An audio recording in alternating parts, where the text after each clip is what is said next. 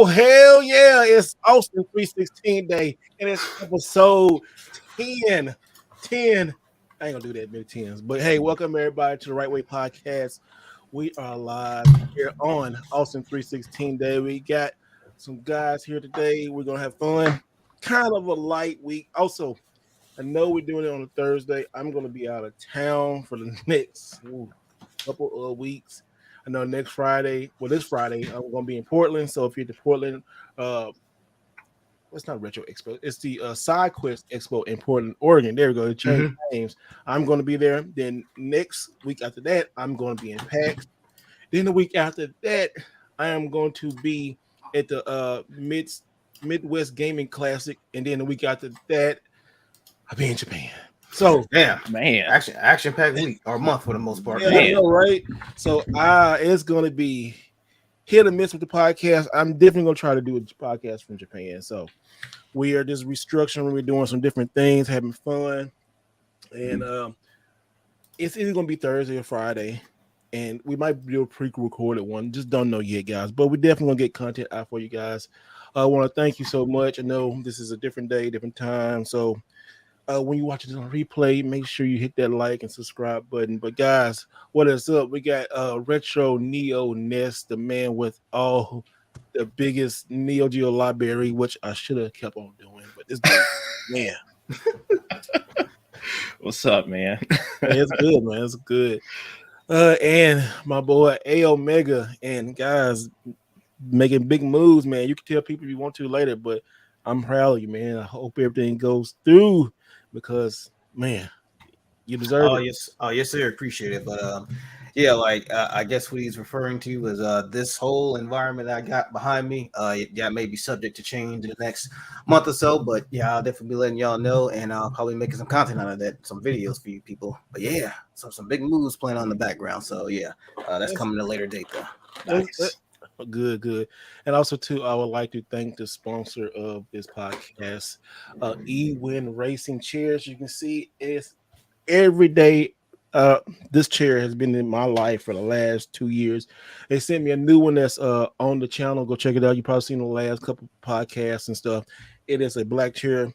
I figured this chair right here is great for where I'm at, but the other one, oh my goodness, so it's a luxury chair and it's so good. And it is so I ain't gonna lie, it's expensive, guys. These chairs are pretty expensive. They're about $400 chairs. No, that's not for everybody, but hey, if you can, I will say make a couple investments. Like make an investment in the screen, your audio, your lights, and also what you sit in your chair. That was a big thing, especially if you're doing content creation or if you gaming or something. You definitely need it. So shout out to Ewin Racing for giving me these chairs for free to test out, especially this one, and then to test a new one out. So I really appreciate with them. Guys, codes will be on the video, but also will be in this link after this podcast goes live. Also, guys, guess what? YouTube had just gave me the podcast app function. So now I guess we probably will be showing up on YouTube podcast section. So that's pretty good. I woke up this morning and said, we're going to start putting stuff on the podcast. Like, what? The podcast thing? I said, oh, well, then. We got people in the chat right now. We got like Brett Loves Gaming. What's up, y'all? Yeah, what's going on, Brett? What's going on? We got Ricky the Boss. And Mike Sanchez said, you guys are my heroes. What's up? Thank you, man. And we got Joshua Candy and Omega Sonic Man. That sounds like Omega Sonic Man. Don't it sound like one of those old like Japanese cartoons? Omega Sonic Man. Yeah.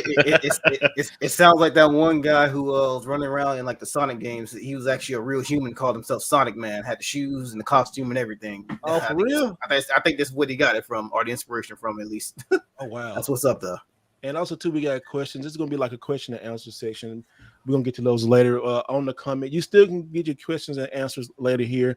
Also, we're taking super chats. So super chats have priority, but we also, too, members have left questions for us to answer. So it's going to be pretty good. Oh, man. Besides me being super tired, because before I got on, I was telling Neo Ness I just did like 4 videos uploaded for like the next couple of weeks. So we got content coming. I'm tired. I am tired, but I'm happy I'm here, and guess who's here already too? Look at that. Every week, Carter Conway is always in the building. Thank you so much, Carter. Thank you, brother.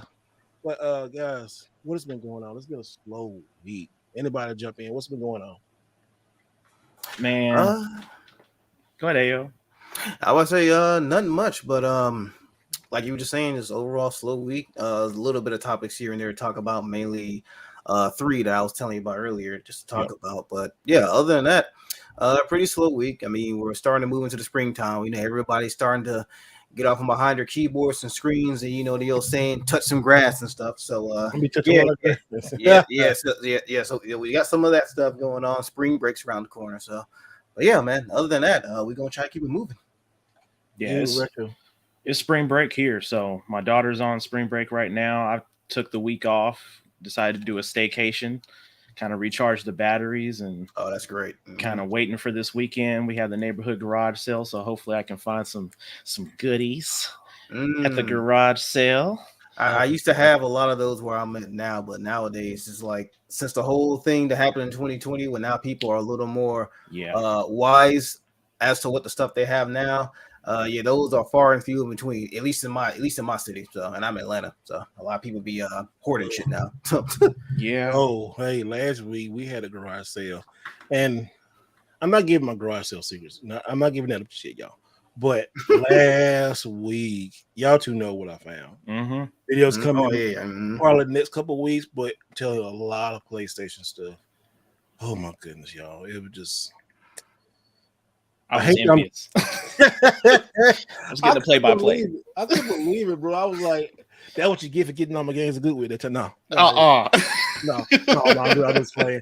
But man, it was so it was good because I got my butt up. I will say, I will tell y'all one thing I did get, and I got a Xbox, the VCR one, for like Mhm. $1. Got it. Ooh, Oh my What? god. $1? That might as well be free 99 at that point. They Right? ain't got it over here for $1 and stuff. Yeah, and I traded to our guy when we went over there on this. Yeah, yeah, yeah, yeah, yeah, I yeah. traded to him the day before he got there. That's why he was like, "Hey, you know," he jokes like, "I got a new Xbox, but it worked and everything." But I traded to him. I mean, those things still like $100 trading in somewhere, you know. But or you can sell about you can get them for $100. They between $80 and $100, you know. Especially if they're like the Call of Duty ones, they're worth a lot more. I remember I Oh had yeah. that, and I traded it in somebody got a lot of money. But Mhm. man, yeah, I can't wait. I can't wait y'all see these videos coming up this next couple of weeks. There's gonna be some great videos, some great videos. But what have y'all been playing, man? I guess I start off since Austin 316 Day. I've been playing WWE 2K23, and thanks to WWE Games for sending over a nice copy to play the review. Tried to review and got copyrighted strike, so I had to take the video that I forgot. Ah, I damn. forgot you can't use WWE interest music, so I got to find out. It's too late now, but I will have like my thoughts over the next couple weeks or so. But yeah, it's a fun game. It's super fun. It's great.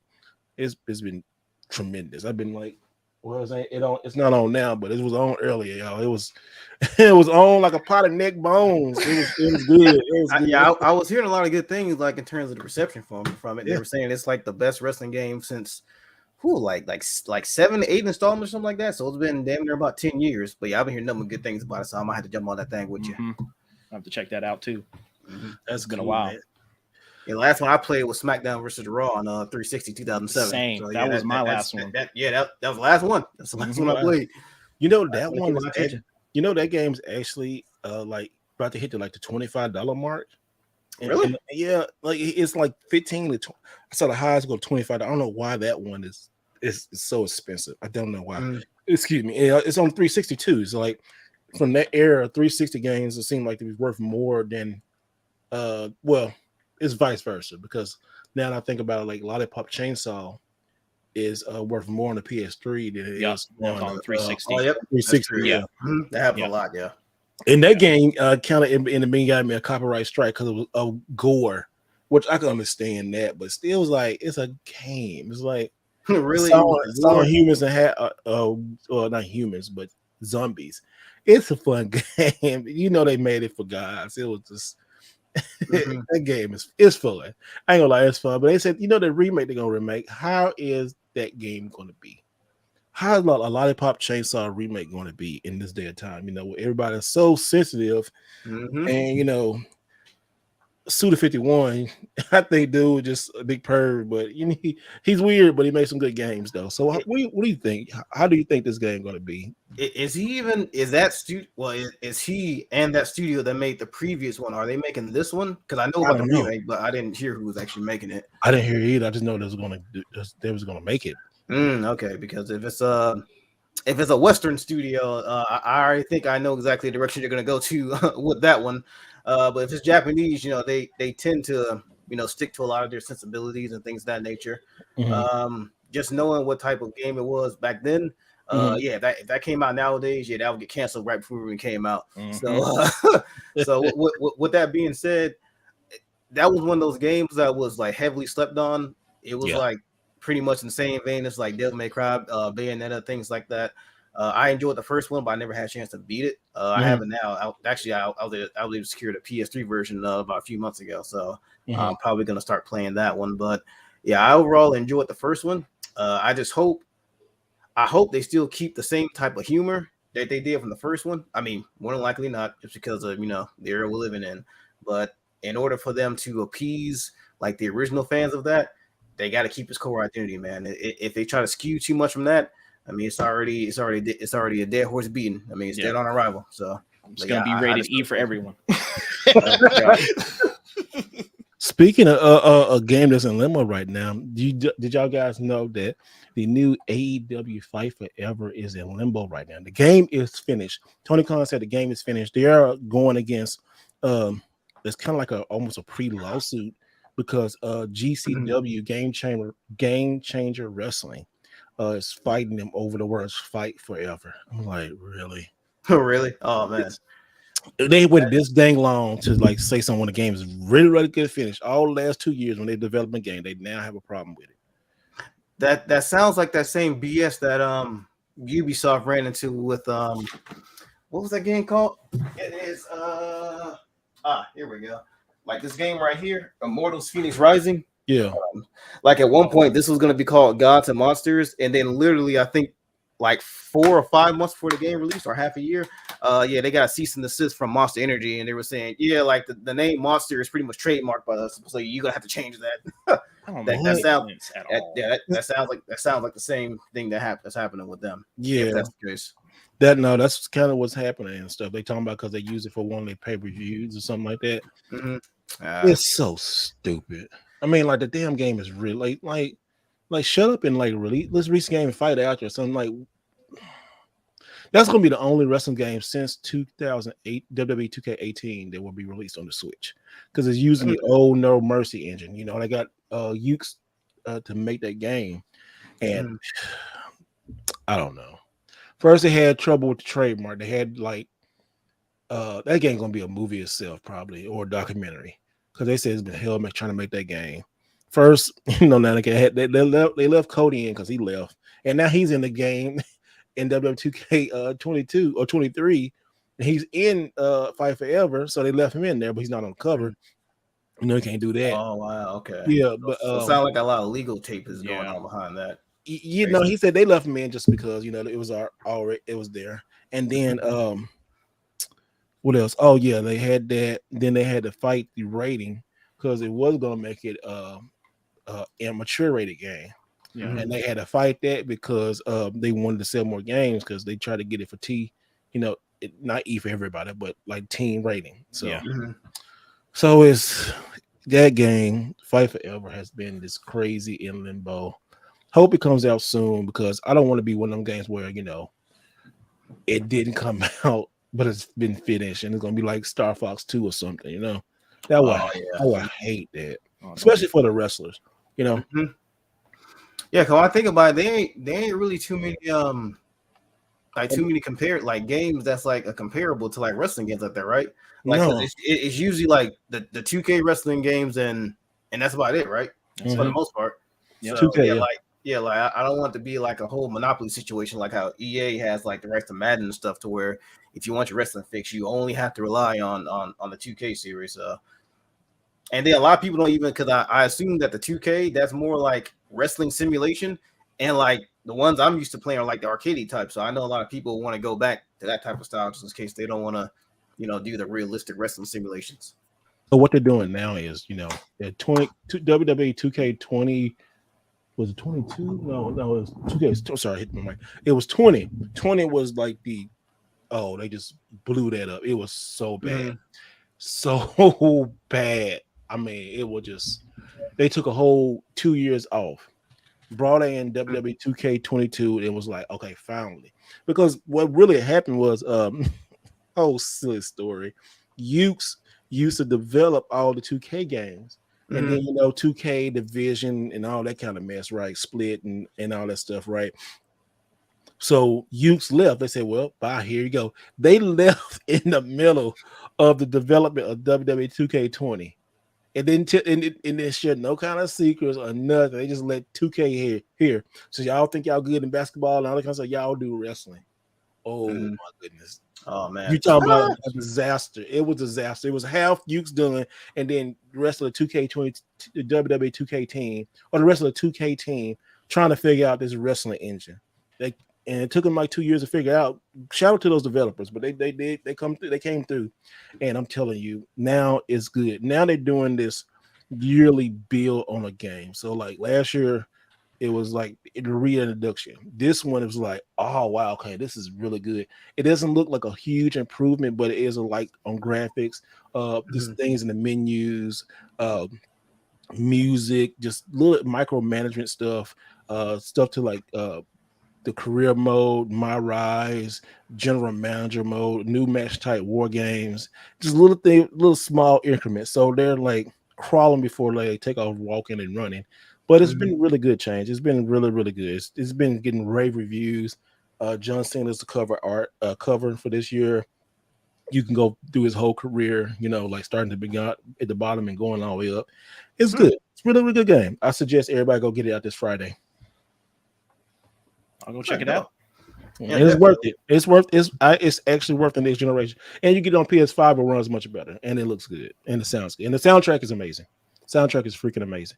And if you go pre-order right now before Friday, you can get Bad Bunny if you care about Bad Bunny and WWE. But it's good. It's really good. It's really good. I'm sure a lot of people for the culture do care about that. So yeah, go ahead and get your orders in. So get your orders in for WWE 2K for this Friday. Is coming out, y'all. Or if you go by the I think it's 3 editions, but one is like 100 or 125. It's not the regular edition that's coming out, but you buy one of those, you can play it early now. So, but it's downloadable only. Oh, okay. So it's like those digital early access type deals. Okay. Yeah, it's one digital, but there's one is like $100, and it's a super digital deluxe edition. So it's like right. Okay. In the super deluxe edition, you get everything. Like right from the beginning, you get everything, like all downloads. Custom not custom superstar, but just attributes like the currency and all that kind. You get everything unlocked. Everything's unlocked, everything's done, and then also to auto download the content, you will get it when it comes out. So it's a good deal. It's really good. Yeah, sounds like a good deal. So what y'all playing this week? For me, I've been playing a lot of. I'm not sure if you're familiar with a game called A Plague's Tale. It was actually one of the games that was nominated last year for one of the Game of the Year awards. With all the rats. Yeah, with all the rats. Yeah, so it's pretty much New York Simulator 2023 for the most part. I mean, hey, look, anybody living in New York, hey, don't at me, right? It's a joke. All right, it's a joke. Damn. But no, like that was good. That was good. Is this game right here? But yeah, like Steve was saying, it's the game with the rats. This is the second entry in the Plague Tale series. But yeah, like this one was heavily slept on last year, and it was the reason why I was nominated for Game of the Year. If you're into games like The Last of Us, like something that's very character-driven based, story-oriented, great characters, great characterization, lots and lots of plot twists, especially like the amounts of gore and stuff like that on there. Yeah. I'm telling you, like Plague Tale, I would advise playing the first one because this one would pretty much relies on you pretty much having to know the events of the first game. First one's only like $20. But once you play that one, it's just as good as this one. Jump on this, and I will definitely say this right here is my most favorite game that I've played this year so far, hands down. How many hours? I've gotten 17, but yeah, about 17 and a half hours in it. Yeah. But in order to beat it, I think it's around like in the 20s. So Okay. it'll run you about like 25, 30 plus hours. I enjoy it so much I plan on platinuming it. But yeah, like that's what I've been playing. That's what's been taking up majority of my time. Yeah, I'm absolutely loving it. That's what's up. That's what's up, man. Next, what Let's see. I finished Hogwarts and thought about doing a second nice. replay. Okay. Yeah, you liking it? I loved it. I loved the game. It was really good. They ain't bully you for not playing the game? Well, if they did, I didn't see it. I didn't hear it.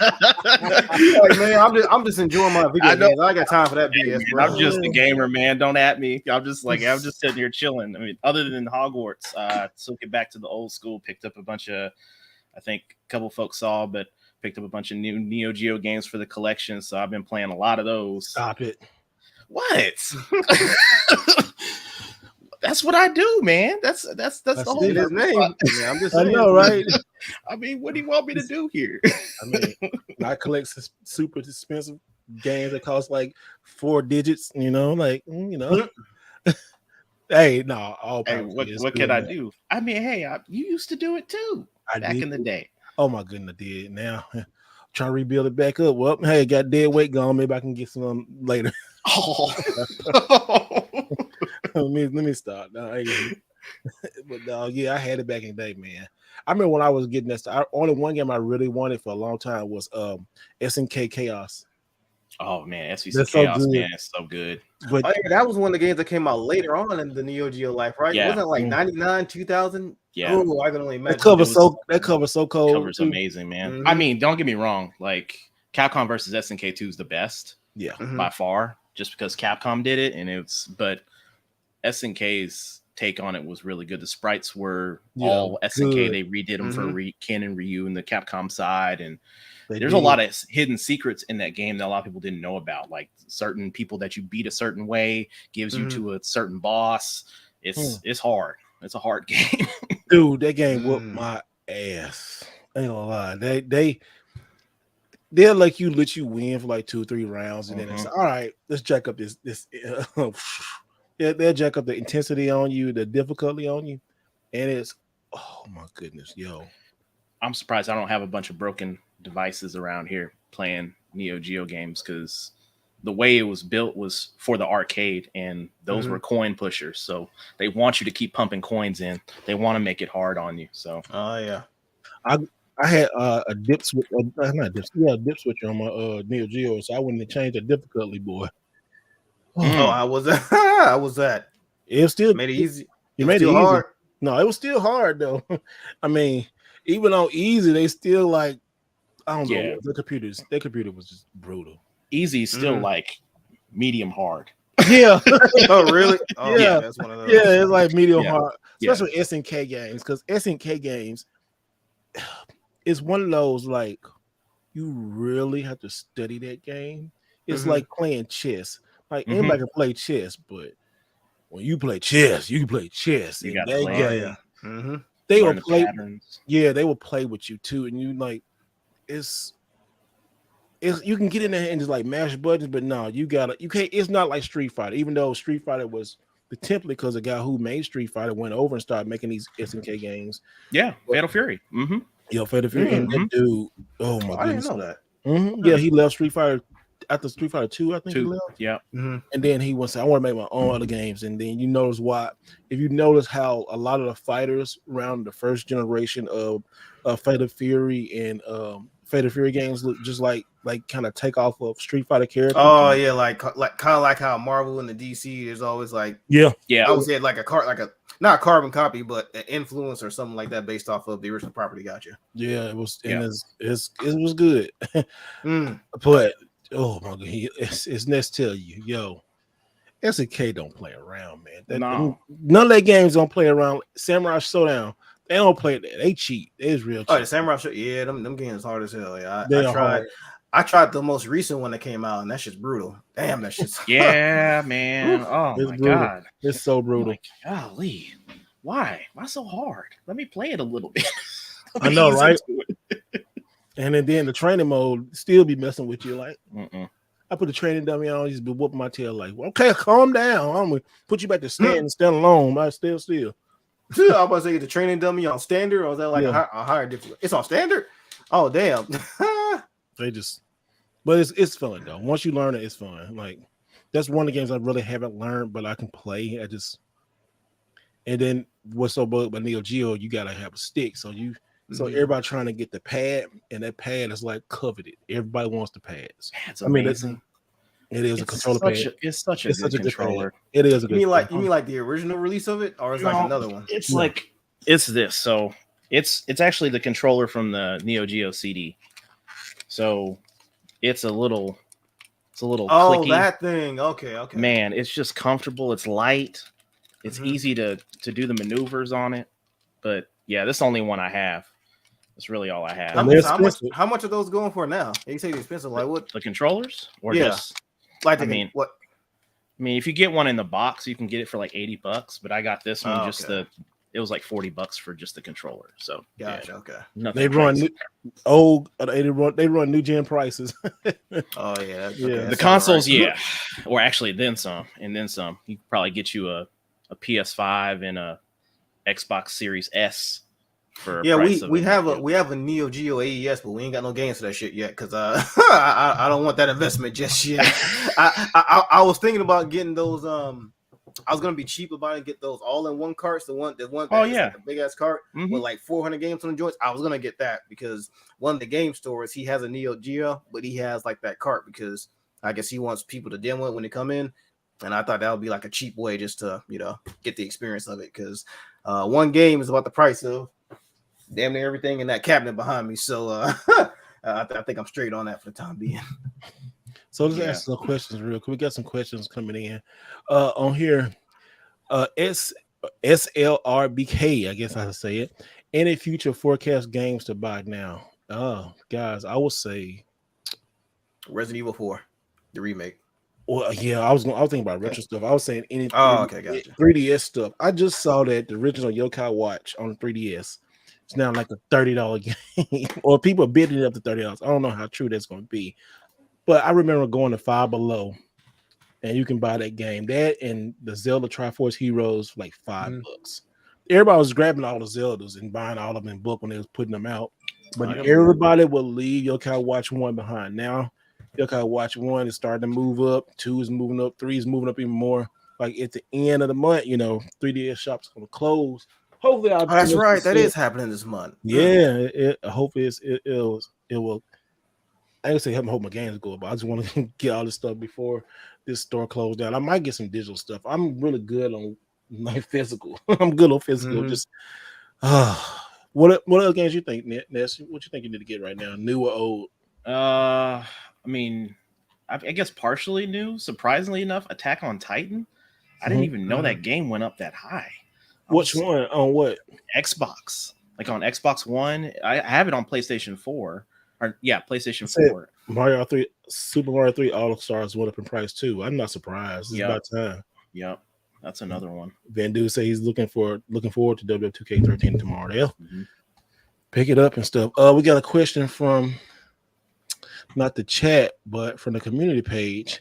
Matthew Leister says, "Congratulations, this is huge. I'm a Kevin Hart voice. It's so excited." He said, "Thanks." He needs to say thanks for doing a good podcast. Thank you, man. Sup, was it Mahayo? Okay. He says, "Love the channel and the podcast. Keep killing it." A dude said. He said, "1, stuck on an island, and you had." Let me put it over here so I can show y'all real quick. I already know this question. Yeah, I know, right? Yeah, I think I know what it is too. Yeah. I think I know what it is. This one asked me at least 6 times. I get the same exact answer every time, so I'm ready. Do you? Yep. Okay, here's my stipulation. Do you have internet, or do you not have internet? Yep, that's the crux. That's the crux of the conversation too. Okay, let's see if we didn't have internet then. Okay. So let's put this up here, right here. Let's do a full screen. So right here, let me zoom it in if I can zoom in. Right? There we go. Good, I can zoom in. There we go. All right. So right here, Super Mahayo. That's how you say it. Okay. He said, stuck on an island. You had one console and any game from that console to play. What would it be? 2, a concert/event you will never forget. Oh, I got one for that one. There's one thing you deeply grateful right now? So, guys, who want to start it off? Ness. Damn. All right. Why you say like that? Because like that's a hard one. So I would say, man, to be honest, the biggest memories for me, console wise, are Nintendo 64. Surprisingly enough, so it's not Neo Geo. It's not anything like that. My cousins, my sister, we played the heck out of South Park on Nintendo 64. Oh man, it was Was it a rally or a chef? Was it that first? Was it that first chef. person one? It was no, it was like the multiplayer one. It was the chef's. The chef's one. Okay, yeah, the chef's one. The Mario Party one. Yes. So there was that. There was a couple other games. I mean, you had Smash, you had all the the typical ones, but man, we used to have some crazy fun times, and you didn't require internet. It was just us, the game, the console, and we had a great time doing it. So that's definitely the console I can think of right now. And then what was the other portion of the question? You said a concert event that you'll never forget, and what's one thing you're deeply grateful now? So concert event. Actually, it's gonna be pretty recent because I don't do a lot of concerts. I don't do a lot of events, but actually, I take that back. I will say the Jay-Z R. Kelly concert. This is before. I don't want to say that. I don't want to say that just because don't at me. So I don't say that. So I say my most recent one. Jay-Z and R. Kelly? Oh, hell no. Don't ever invite this dude back to the podcast. No, like Dave Chappelle. Yeah. No, T-Pain. T-Pain was it was really good. He performed for like 2.5 hours last summer, and it was just that dude. He was just on there, and he had the whole crowd pumped and out of their seats the entire time. So definitely that one. And what am I grateful for, man, is just, a buddy and I have a solo podcast outside of this. So we talk about it a lot, like how 10, 12 years ago, the struggle was real to purchase video games, right? Because we was living check to check, and we didn't have the opportunities that we have now to go and buy all the games that we always wanted growing up. So just being blessed enough to be able to have an opportunity to be able to have all my childhood games, and then being able to pay it forward and show other people how to, go along that journey, and being able to collect. And it doesn't have to be a lot. It could be just 10, 20 games, but that's enough to keep the stress off my back and make me happy. Yeah. It's just kind of one of the things. That's so nice. Megan, okay. What you think, man? What was the first question? Our favorite. He said stuck on an island. It said what's one console, and you got power, no internet, and any game on that console, what would it be? Okay. I was about to say, so since internet is not the question, it would have been my PC with Skyrim and unlimited mods, because on my mama, I never get bored of Skyrim. I modded my game to oblivion and back, no pun intended. If we're talking about just straight consoles, I would probably go with my PS2.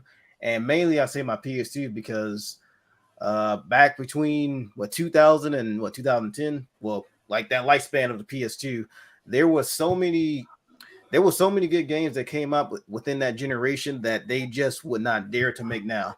Like, for example, I know, like the gentlemen in this podcast, they've pretty much played a majority of what the PlayStation 2 has to offer in terms of like their good games. Everybody knows that Rockstar was the absolute king of games back in like the 2001 to like 2006 in that era. Yep. We had games like Manhunt, Bully, The Warriors, State of Emergency, Smuggler's Run, stuff like that. Pretty much they was releasing bangers like every other year compared to how Rockstar Games is now. And then, like I was mentioning before, a lot of games they didn't even dare to make now because a lot of them were kind of either grittier, more, I would say, controversial. Like definitely a lot more controversial. So that was just a time to where it was very experimental. And then in order for you to actually find like hidden gems, you actually had to play those games. It wasn't like how it is now till we just go on TikTok, go on YouTube, Twitter, whatnot, and everybody's talking about it. No, it was pretty much I don't want to say like an underground thing, but it was more so of if you were within the community playing those games at the time, you would know how special they are. Like one of my favorite games from that era is like Bully. Like, I absolutely love that game. But the discourse around it, everybody thought it was going to be Grand Theft Auto, but in schools and like shooting students, stuff like that. It wasn't anything like that. So games like that from that particular era, yeah, like PS2, all the way for that. What was the second question? A concert or event that you'll never forget. For me, it was actually when I went to last year, because I've only went to maybe 3 concerts in my entire life, but there was a Final Fantasy orchestra that I went to last year, and I really enjoyed it. That was like my first time going to an orchestra. I got to be all dressed up, I got to swag out a little bit, you know what I'm saying, stuff like that.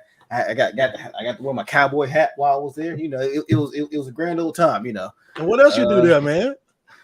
Oh yeah, and that's why you can't forget that. That's the most important thing. Yeah. Like I proposed to my sweetheart there. Yeah, that's a very special moment for me. So like that alone will be one of my greatest experiences. Like my first concert, I guess, orchestra, and that was where I made one of the biggest decisions and changes in my life. So that's always gonna live right here with me. So that will be my most important when it comes to concerts. That's what's up, man. Mm-hmm. And then, what's one thing you're grateful for? For me, honestly, now that I think about it, I will probably say, I want to say like my particular line of work, but I do remote work. That alone has been a godsend because one, only thing I gotta do is get up out of bed, roll over, go into my closet, and that's my workspace. That's right there. I ain't got to worry about gas like that. I ain't got to worry eating out like that. Yeah, I'm pretty much homebound. That means I have a lot more time to do stuff that I want to do, which is like content creation, stuff around the house. Basically, just I have more freedom to do stuff that I want to do as opposed to like going in 9 to 5 and having to drive home in traffic, deal with all that hell. Yeah, I would just say my current work situations, I'm able to play more games, go out there, collect, do other stuff I want to do. That's just a godsend on itself because a few years ago I was not in this predicament. So I'm just grateful to be able to make money from home, and all I gotta do is, like I said, just roll over from one bed and go into the next room. So yeah, I can't stress enough how grateful I am just to have this type of opportunity to do that. For sure, man. Well, that's what's up, man. That's good. Great question, by the way, too. So he says, if I was stuck on an island, what would I take? And I was gonna say PlayStation 2, but Mako took that. So that's good because it's in my top 3. It's always circulating. But I would say, give me a Super Nintendo and a nice CRT, and make sure you give me one of those multi-carts that got every game on it. I mean, every game from around the world, I need one of those because I've never had none to play. I can play all my RPGs and play all my fighting games. I mean, just everything. And also, too, if I get bored, I can pop in a game and listen to the music. I mean, there's 16-bit music. Oh, my goodness, it goes so hard. So good. So good. And then he said, what's a concert event that you will never forget? And I'm going to have to show y'all right here, y'all. One concert is the Teenage Mutant Ninja Turtles coming out of their shells tour right here. Let me show you real quick. Oh, you actually went to that? Damn, I actually went to that. Yeah, I went to that, man. I didn't know that. Yeah, I went to that when I was like, man, what was I forgot. How old was I? That was a minute ago. That was a long time ago. Yeah, that was a long time ago. Let me see, can I pull this picture up? I'm trying to think. Was I? I think I was like in elementary. I don't want to dig myself because I think about it, but that was a minute. I was a youngin' back then for the most part. Yeah, like right here, coming out of shells too. Oh yeah, that was in the 90s, bro. Oh shit, yeah. I remember me and my cousin went to that. I knew I was kind of like still a little too old, but it was still good. I got up there and I got to shake Leonardo's hand. I was like, oh, look at the puppet hand. Like, oh, it was good. Yeah, I'm telling you, the song, I bought the cassette tape. Hey, and fun fact too. The song from this one, Piece of Power, is a song that still plays to this day on almost not every Turtles game, but Turtles 2, or what was it? Yeah, the second Turtles arcade game. Yeah, it plays in the beginning there, and that's where that song came from. Is this concert? Wow, Piece of Power song. Yeah, if you go back and listen to it, and you go like take a Piece of Power and just type in the whole concert's on YouTube. So many people is good. Have it up, but it's good. I mean, if you're trying, it's halfway cringy now, but it's still like go back like, man, this was all right back in the day. They look crazy as hell, but I Yeah. absolutely loved it. And you Yeah, go I'm looking see, at it right now. Oh, yeah, yeah, that was. yes, Oh my god. it don't hold up well. It's like 8-bit, some 8-bit game, some bad 8-bit game that didn't hold up well. But no, it's like some bad GameCube game that didn't hold up well. Or Yeah, no, I a would say these. 64 game. Yeah, I would say some 64 early PS1 games Yeah, to where 64 they. PS1 game that didn't Yeah. hold up well. Yeah. Mm-hmm. But it was good though. Somebody said, "Have you seen the heavy metal version?" Oh, he's in the chat right here. We asking this question. Have you seen the heavy metal version of Turtle Concert? I need to see that. I need to see that one. That sounds dope. That sounds like it'd be good. I'm not surprised they have a heavy metal version of that. Honestly, Yeah, I know, right? It's like what rendition of Ninja Turtles don't they have nowadays? Man, just everything. They got all of it. Yeah. And then they said one more thing when he says, what's one thing I'm deeply grateful for? Just recognizing that I can be me. Well, one thing, recognize that God is good. I'm grateful that I can recognize and not feel bad for cutting people off who interfere with my mental health. I don't feel bad about it no more. Mm-hmm. I will cut a mother sucker off real quick and pray from you from the side and say, I love you, but I cannot have you in my space no more. Yeah. And I've been doing that ever since, was I put it out there in my divorce. I've been dealing with a lot of my mental health and stuff and recognizing that. And I was like, you know what? Not no more. Myself is my priority. Being selfish, and just doing this. Why I'm doing all these trips and stuff. Just just going over my mental health and think about loss. Like when you ever have a breakup or like a divorce or a loss, so it's a loss. It's like somebody dying. You just don't jump into another relationship so quickly. I can't do that. You just don't jump into another relationship. Like I can't. I don't even have a desire right now to jump into another relationship or even be with anybody, not mentally, sexually, anything like that. I can't do it. I cannot do it right now. And it's like I never thought I'd be at that point. But I was on this therapist podcast, not podcast, but he was on Instagram. Great therapist is.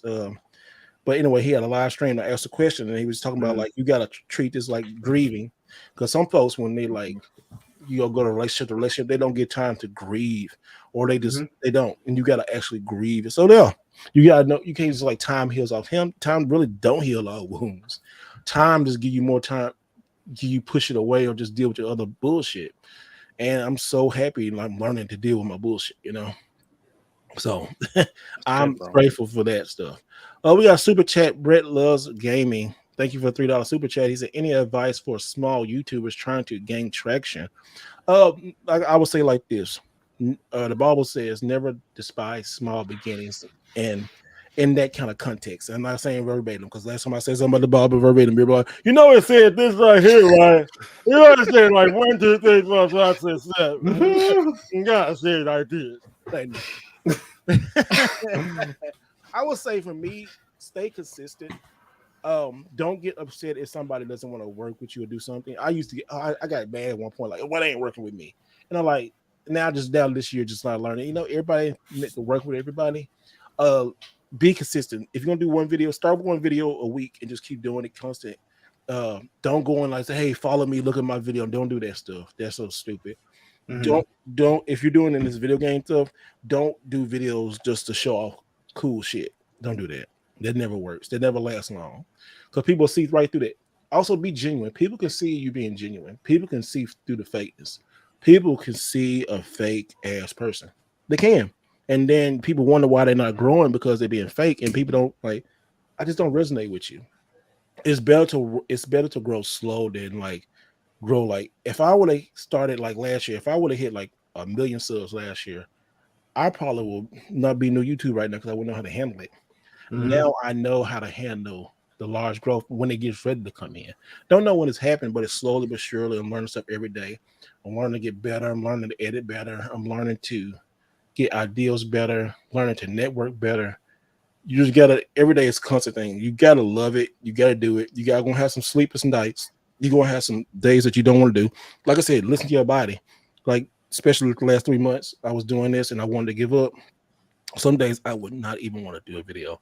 I was so depressed and just stressed out. I'll go to sleep, wake up, and then do a video. And then I'll be fresh and wake up and do like 20 videos. Well, I'm just saying like 5 or 6 videos, Yeah. doing this, so, just take it easy, take your time, reach out to people and stuff like that. Just do what you love. Any advice, guys, for you guys? I mean, I'm new.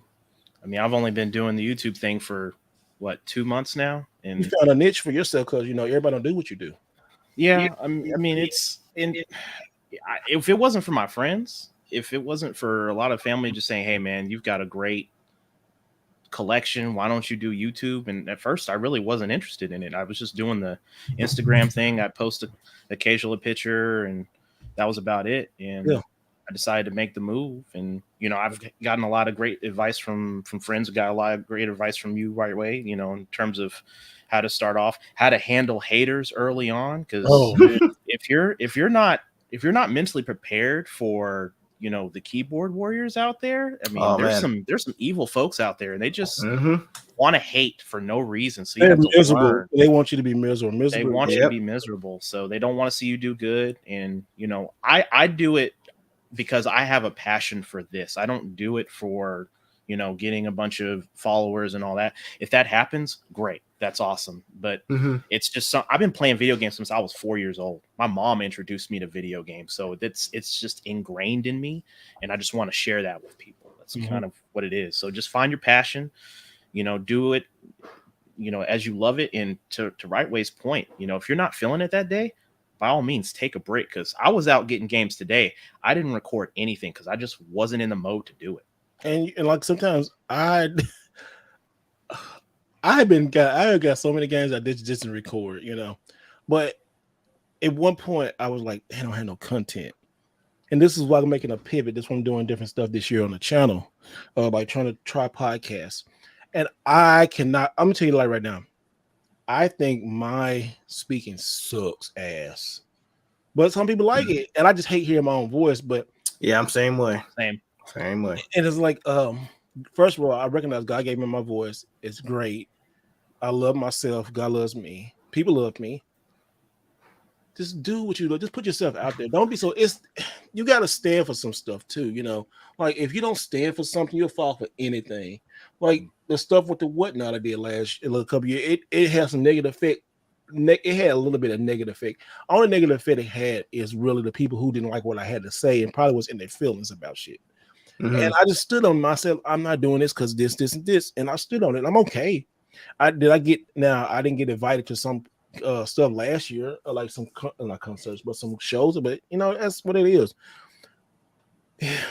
You gotta first thing you gotta stand. Also, too, if you start to get a deal or brand deals, everybody start out slow. You get something treated with respect, and then also when you start getting more and more, know your worth. By no means I'm like the top dog. I think I'm doing really good. I'm a blessing in some people's lives. That's a great thing. I take it seriously. I love this. I absolutely love enjoying doing this. I have friends who do it, and I'm like, even took me a couple years to learn this too. Don't take everything personal. Too many people on YouTube, and the thing is, you want people to look at your videos, but some people take it over seriously, and just there's no need to like fight another content creator or get mad. And I'm not with that. Some people make a living off that, and they do okay, but it don't. In the end, you attract your tribe. The way you put your videos out and where you be attracts to people who going to be there. If you drama channel and do all that stuff, you're going to attract negative, bad energy drama in your life. I always say, listen to your gut. If your gut telling you don't work with this person, don't work with him. I'm telling you, I'm a big believer. I know it's true. Listen to me. Like Kurt Angle, it's true. It's damn true. Don't work with him. It's and I think we lost Retro Ness. Oh no, the storm probably got him, but it's just just do that. He has another question. Anywhere close in your life not support your work? No, not really. Nobody close. But if they did, just let me see. Hold on just a minute. Oh, he said he lost connection. He gonna try to get back on, y'all. But he said anyone close in your life not like so you like to support. So like yeah, some people don't support what you do, and that's okay. Just keep doing it. Just keep doing that stuff. What you think? Yeah, I would say same for me because like all my close friends and personal family, they already know stuff that I do, and it's one of those type of things to where. Look, I come from humble and simple beginnings. As long as I'm not out here dealing no drugs, doing like no stuff that'll get me locked up, it's like, hey, like they down for it. And then they know they know what type of person I am because when I was very young, they knew I was like really into like anime, video games, and stuff like that. And this stuff just kind of stuck with me like as I grew older. And this type of thing to where if people think it's a phase. And it's the type of thing that sticks with you. I mean, that's part of who you are. I can definitely say everything that's surrounding me is a part of who I am. And for my friends and family to see that I'm true to this stuff, and this ain't just I want to do it just because I want to be popular or any of that stuff. It's like no, like I love all this stuff. Like the industry, the people that I meet, like Steve and Retro Neo, people like that, it has definitely brought a lot of joy to my life. And a lot of my friends and family can see that. It's a testament. I was able to meet my significant other through all this type of stuff. So God, just like what Steve was saying, I mean, if some of you love God, so I was going to send people in your life to support you and the stuff that you do. So as long as you surround yourself with that type of positive energy, and people who will back you 100%, support you everything you do. I mean, that in my honest opinion is like the key to happiness. Honestly, is just not trying to strive to do everything everybody else is doing. It's just having. You don't even have like 50, 100, 1,000 friends. You gotta have a good knit, a tight knit group of people within your circle that you can rely on. And as long as y'all support one another, that's all you really need. Honestly, I mean, all this stuff is cool, but just knowing the type of people that I have around me is just. It's just a blessing, honestly. So that's my bit on that. And you'll find your tribe, you'll find your guys with you and stuff. And it can be so enticing to see like other YouTubers. Oh, they clicked up, they so good, and I want to be part of that. And that's human nature. You won't find people. Everybody want that connection. You'll find your connection with people. Just keep putting yourself out there. Just but also know that sometimes those connections comes in seasons. Like some people come in for a little while. Teach you something and then it's over with, like my marriage, it was a seasonal, things happen, but it was over. I learned a lot. I'm grateful for it happened, friends, I think Facebook also too has like destroyed. I say Facebook has destroyed the name friends, like friends, they just kind of bastardized the word friends. You're my friend. Okay. Are you really my friend? Let's see how are you there for me when I'm just like the ugly part of me? Can you deal with the ugly part of me? Can you deal with the great part with me? Like it's hard dealing with people. We are complicated beings, especially men, us men. Now I can't speak for the women, but us men, we can be competitive. We can be like, envious and just stupid stuff, and especially when it comes to collection type of groups, like even pops, toys, games, cars, and stuff like that. They say the only difference between a man and a boy is the size of his toys, and that is so true. That's true. That is true. Heard that sentiment. You don't grow up. Look, I still got toys. I still got toys. I got a whole case of them behind me, and even ones you can't even see around the camera. Hell, I got this thing sitting right next to me. Shit, nobody can tell me nothing. Speaking of friends, it's as big of a blue man. What up, Jared? Jared, what's going on, man? Look, man. It's so and we got the Canadian game up in here, and like I tell you, said reason and season. Yeah, it is. It's right, man. Just guys, like I said, and this podcast is different. It's like on this podcast, we talk about games, we talk about life. That's what we do. We talk about games and life. I think that's what it is. It really, I think, like if you look at all the last 10 episodes, and shout out for 10 episodes, we've been doing good. We're still gonna be making a lot of changes and stuff. We just getting our feet wet, This is all about. This is about games and life. That's what I'm talking about. It's about games and life. That's what it is. You come here, it's about games, and learn by life. We all make mistakes. A lot of us make choices, but a lot of us make mistakes.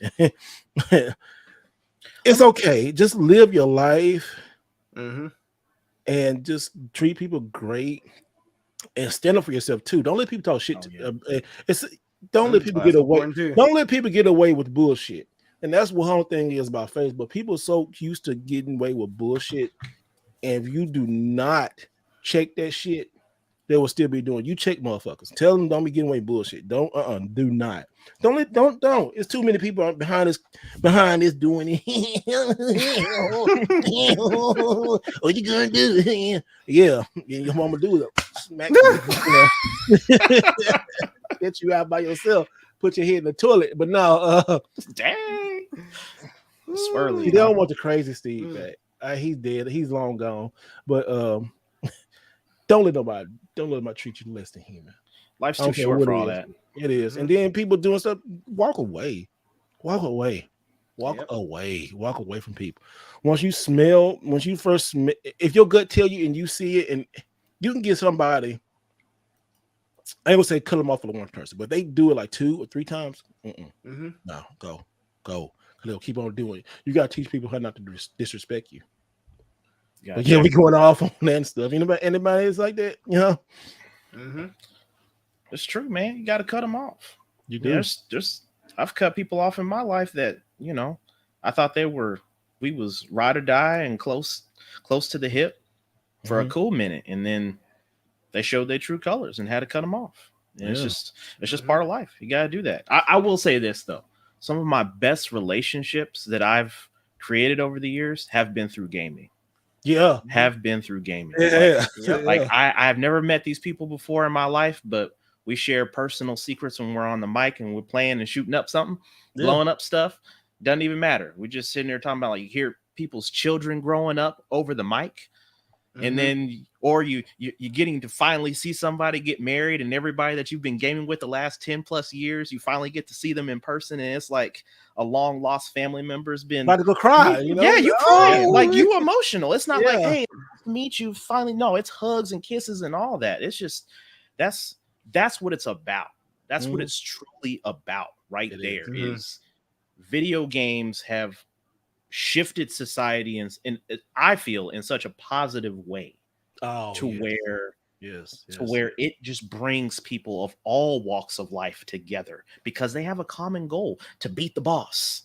to beat the boss. That's what it is, man. I like that. Beat the boss, y'all. Beat the boss. That's a good one. I love it. Beat the boss, man. And we go through those, and it can translate to a lot in real life too, because the trials and tribulations that we go to, from trying to crack a puzzle to try to beat a level to try to get teamwork, togetherness in a game, that translate in real world scenarios when you're working with people that you don't know and you're having to get that project done for your company before this time frame ends, or you've got to be out there hustling and bustling because you got to get this project done because the city needs it done ASAP. It can translate to so many things, man. And games it teaches you a lot of especially stuff. like from games from like this. I guess all of us on here, we started at the 8-bit era and went through like I guess I don't want to say 16-bit era. It was the golden era, and for me it was, but it's just going through all those, 6, 8, 16. Remember, just everything was the bit era. Now everything is the HD era. Now everything is like the live service area. But no matter what area or what you like to play what you like, collect what you like. Yeah, I'm not probably going to play all these games and collecting, but I have so much fun. I'll tell you, it's 100%. I ain't gonna say 100. It's a guy thing. It's a guy thing, inbred in us to always go out and find something and hunt. It's just naturally in us. It's like going out every day with Christmas and like, oh, I'll find something cool. Let me look for this toy. Let me look for this game. I'm looking for the search. I'm on my phone. Do I have this yet? Oh, I don't have it. It's just, it's so fun. It's so great. Like, I'm on this PlayStation kick right now. I'm on this PlayStation 1 kick or PlayStation greatest hit kick. I'm trying to get every greatest hit for PlayStation 1, 2, 3, and 4. Every greatest hit. And it's just a long road, but it's a goal to have in mind. Like I see this right here. I want to do this because I'm finishing up 3DS. I'll be finished this month. Then it's gonna go into the PlayStation 1, PlayStation 2, but it's having goals and stuff like that. And you can take those goals to other places in life. Like I'm gonna take them goals like I use and start working back out, getting myself, back in better shape and stuff. Just take care of your health, take care of your mental health. That's why at the bottom of my thing said protect your mental health. That's my thing. That's my model for this year. Protect your mental health at all costs. Don't care if it's about your family members, a friend, project on the internet. Special internet is easy. Just block them. The block button is so great. And then I have so many people. I block so many people that make a post by me blocking them. I said that's toxic. When you have to make a post about somebody blocking you, you're trying to play victim to get other people on it. It's toxic. And I'm gonna make a video on how toxic people are, especially on the Facebook groups. They are so toxic. They're so toxic. But protect your freaking mental health, y'all. But let's go to another question in the chat. Well, not in the chat, but actually on this camera. Let me get it back. Let me pull it back up real quick right here. And it's a couple good questions. We got Chim or Richards, or is it Richards? Okay. He says, since you have those beautiful Gucci frames, I'm curious to do any other Gucci items. That's my other problem besides video games. Oh damn, that's one hell of an expensive problem, man. You may need to y'all got that question. I'm out. I'd have had these glasses right for let me see, y'all. I'd have had these glasses for 5 years now. These glasses, Gucci glasses. I got so many questions about these Gucci glasses. I'll tell y'all guys, I paid $80 for these things back 5 years ago. And I did not like them because they were so big, but me being a brand guy, I bought them and they held up. I gotta get some more. I don't want to get the same pair. I want to get two more. I know I can get some more cheap, but what I did watching the eye doctor, and it's usually a number on here, and so you look at the number, and what I did, okay, I found out about that. So I looked at the number, I took a picture of the number, and they're like, you can't do that. I said, I already did. What? And I walked out, I had that number, and I went to order these darn frames. I'm like, yeah, Gucci baby. Hey, Gucci baby. I got all these glasses now. And they've been good ever since. I had so many people ask me about these things. And I guess, people try to read you. It's like, I guess, I don't know. I just never looked at it as Gucci glass. I just looked at them as some cool ass different glasses. Big. That's why I looked at it. I never looked at it never looked at it like that, but I always say, I like nice stuff. And just got the glass. I'm like, oh, I just never thought about that. I never ever thought about that.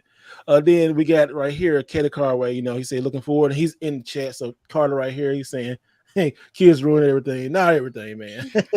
He's saying retro for life. But life. Yeah, what we got right here. Now this might y'all take this.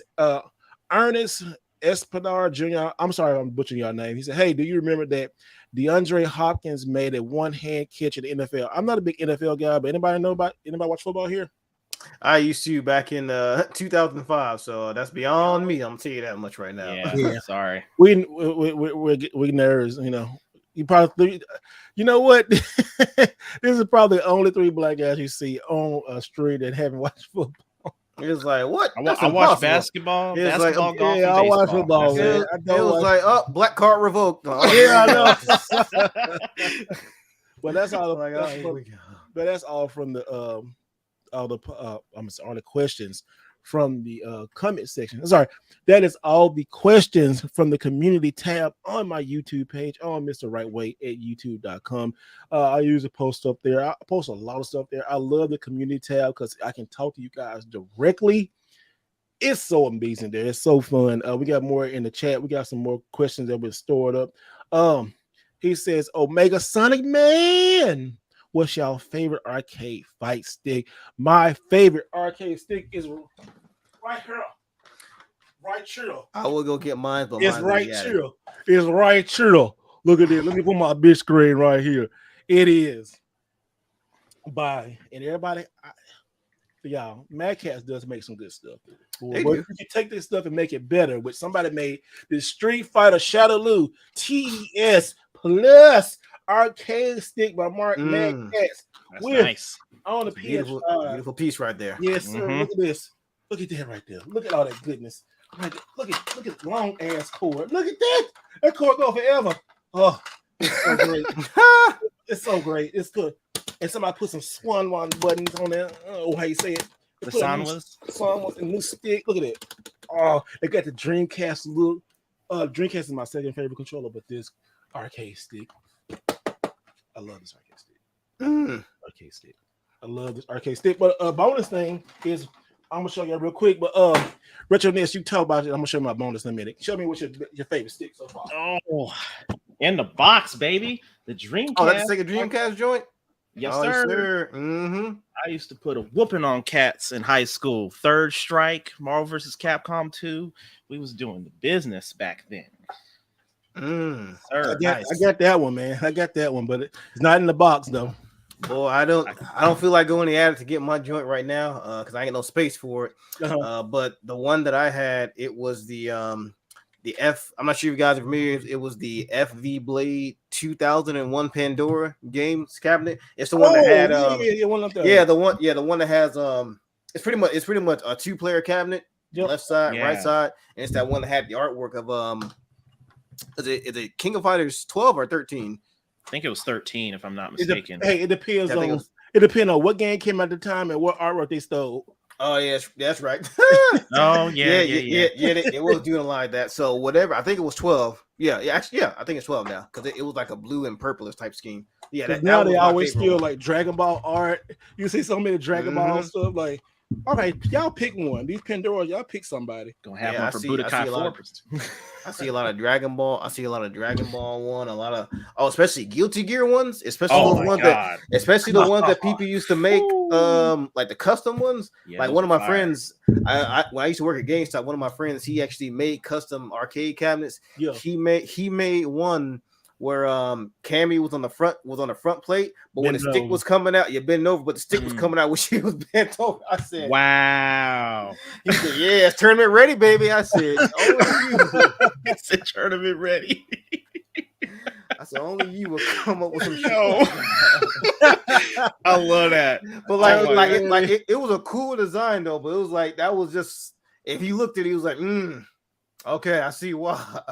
Wow. Well, I wish I had a picture of that. Here's another one of my favorite. This is my favorite controller fighter pad, and I was sent by a Hori, but this right here, the Commander pad, nice. The Commander pad, good controllers, man. Oh, it's so good. This thing is like freaking amazing. I took this to the Capcom Cup. They wouldn't let me play with it because they had all that stuff set up. I was like, man, come on. But I was like, this right here is a game changer. I love this thing. This thing, they had. Oh, excuse me. They had this made. They got one for the Xbox or Series X2, or but this Joker right here is so great, so great. The one I have, it doesn't have the analog stick on it, but I think I got that one too. That's a PS3. Yeah, this one is PS3, PS4, and PC. I love this joint. I got it back when Marvel's Capcom Infinite came out. I've used the shit ever since. So it's actually my favorite like fight controller. Like hands down. Love it. I love that. I love that. I love it. Love it. I have the Mad Cats versions for the ones that had the Street Fighter 4 on them. Yeah. I had those. Oh, you talking about the one that had like the glossy Street Fighter 4? Yeah. Like, texture? Yeah. I had the Blanca one. I can't remember what I did with that shit. Honestly, that shit's gone. It's gone somewhere.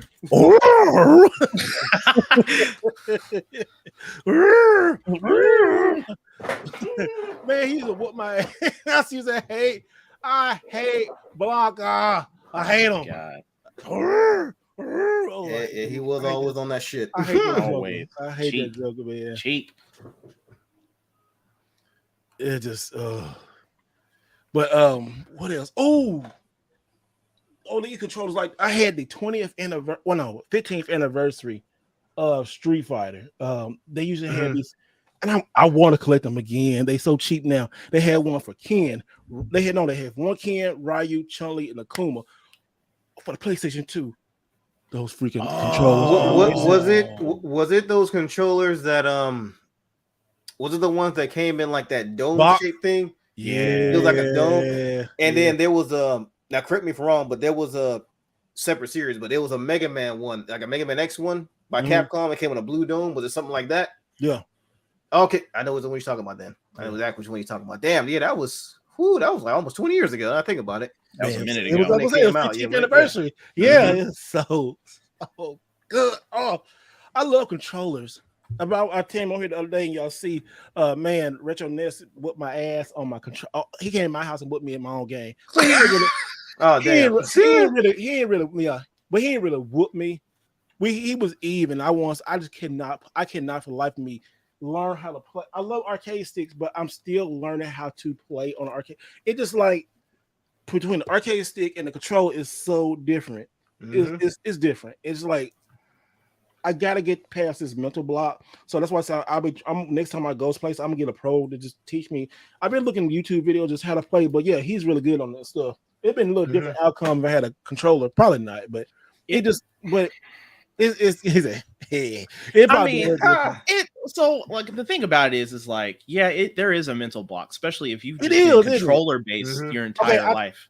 So I'm sorry, I thought I was the only one who had this mental block. So I'm glad.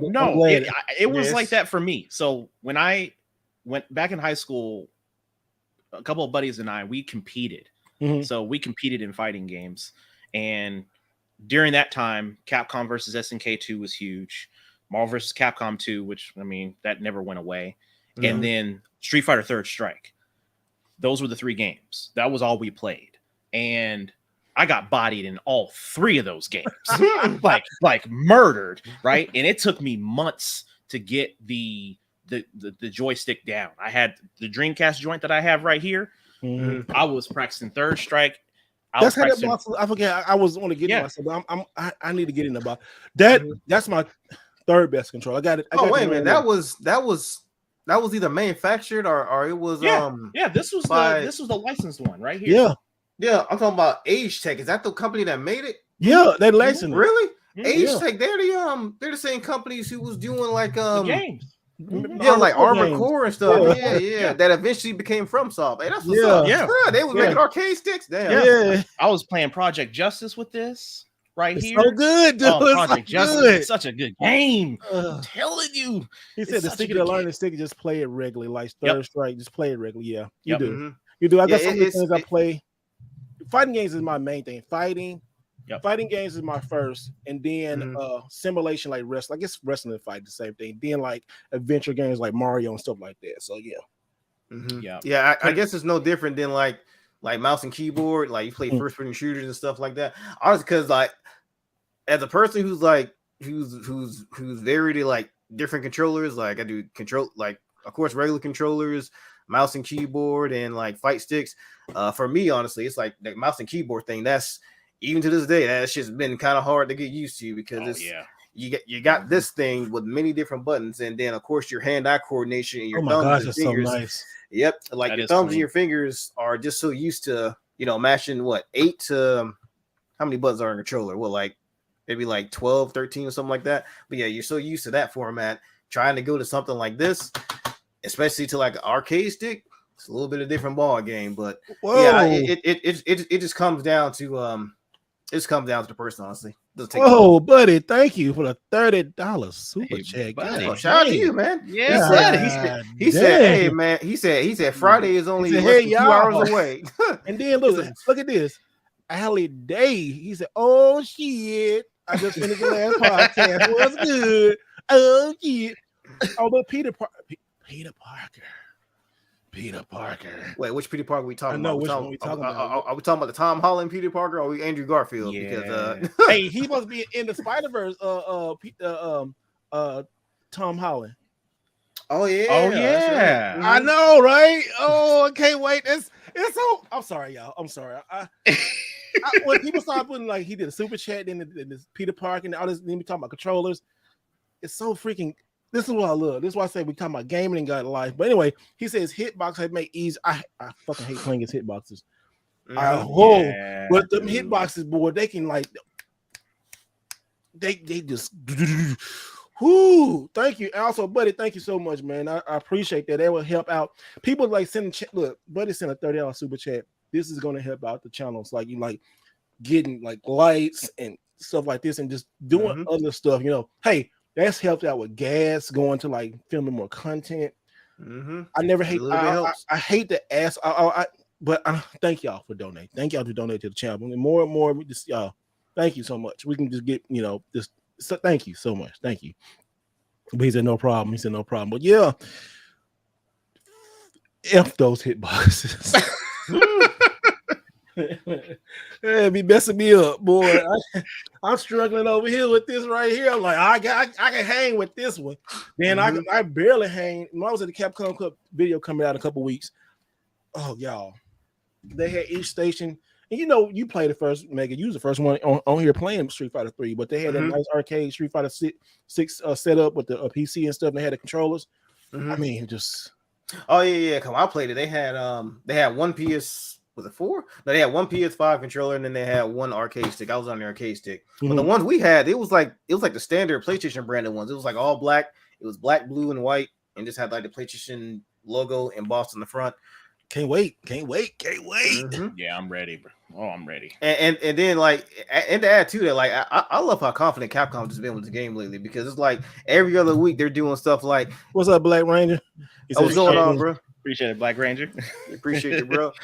But it's like every other week they dropping like, oh, let's show you like a 30-second clip or a minute clip of like an online match, something like that. It's like they're going above and beyond to show like they are fully invested and they're proud of what they made this time around. And like I was saying, like every other week they're just showing like random stuff on the game, and I love it. Usually that's an indication of a very good solid game that's coming out. If they're showing this much, it's solid. Solid. I almost said it, but I can't say that. Dude, it's solid. Yeah, it's solid. The music is solid. Matter of fact, I'm probably gonna like cut these matches that I have because I got like 40 minutes of playtime Street Fighter, and I'm probably gonna start cutting these matches up and just putting these up and just talking about like, hey, this is what I like about. They have a dedicated button. I was telling Ness the other day. They have a freaking dedicated button for parrying. Like, dude. Oh yeah. You got a dedicated button for. And I was like, and I was hitting it because like my finger's big, but sometimes this finger right here, it goes way over here. And I actually like hit it like, oh, parry. I was like, oh, you can't get instant gratification to parry. Instant gratification.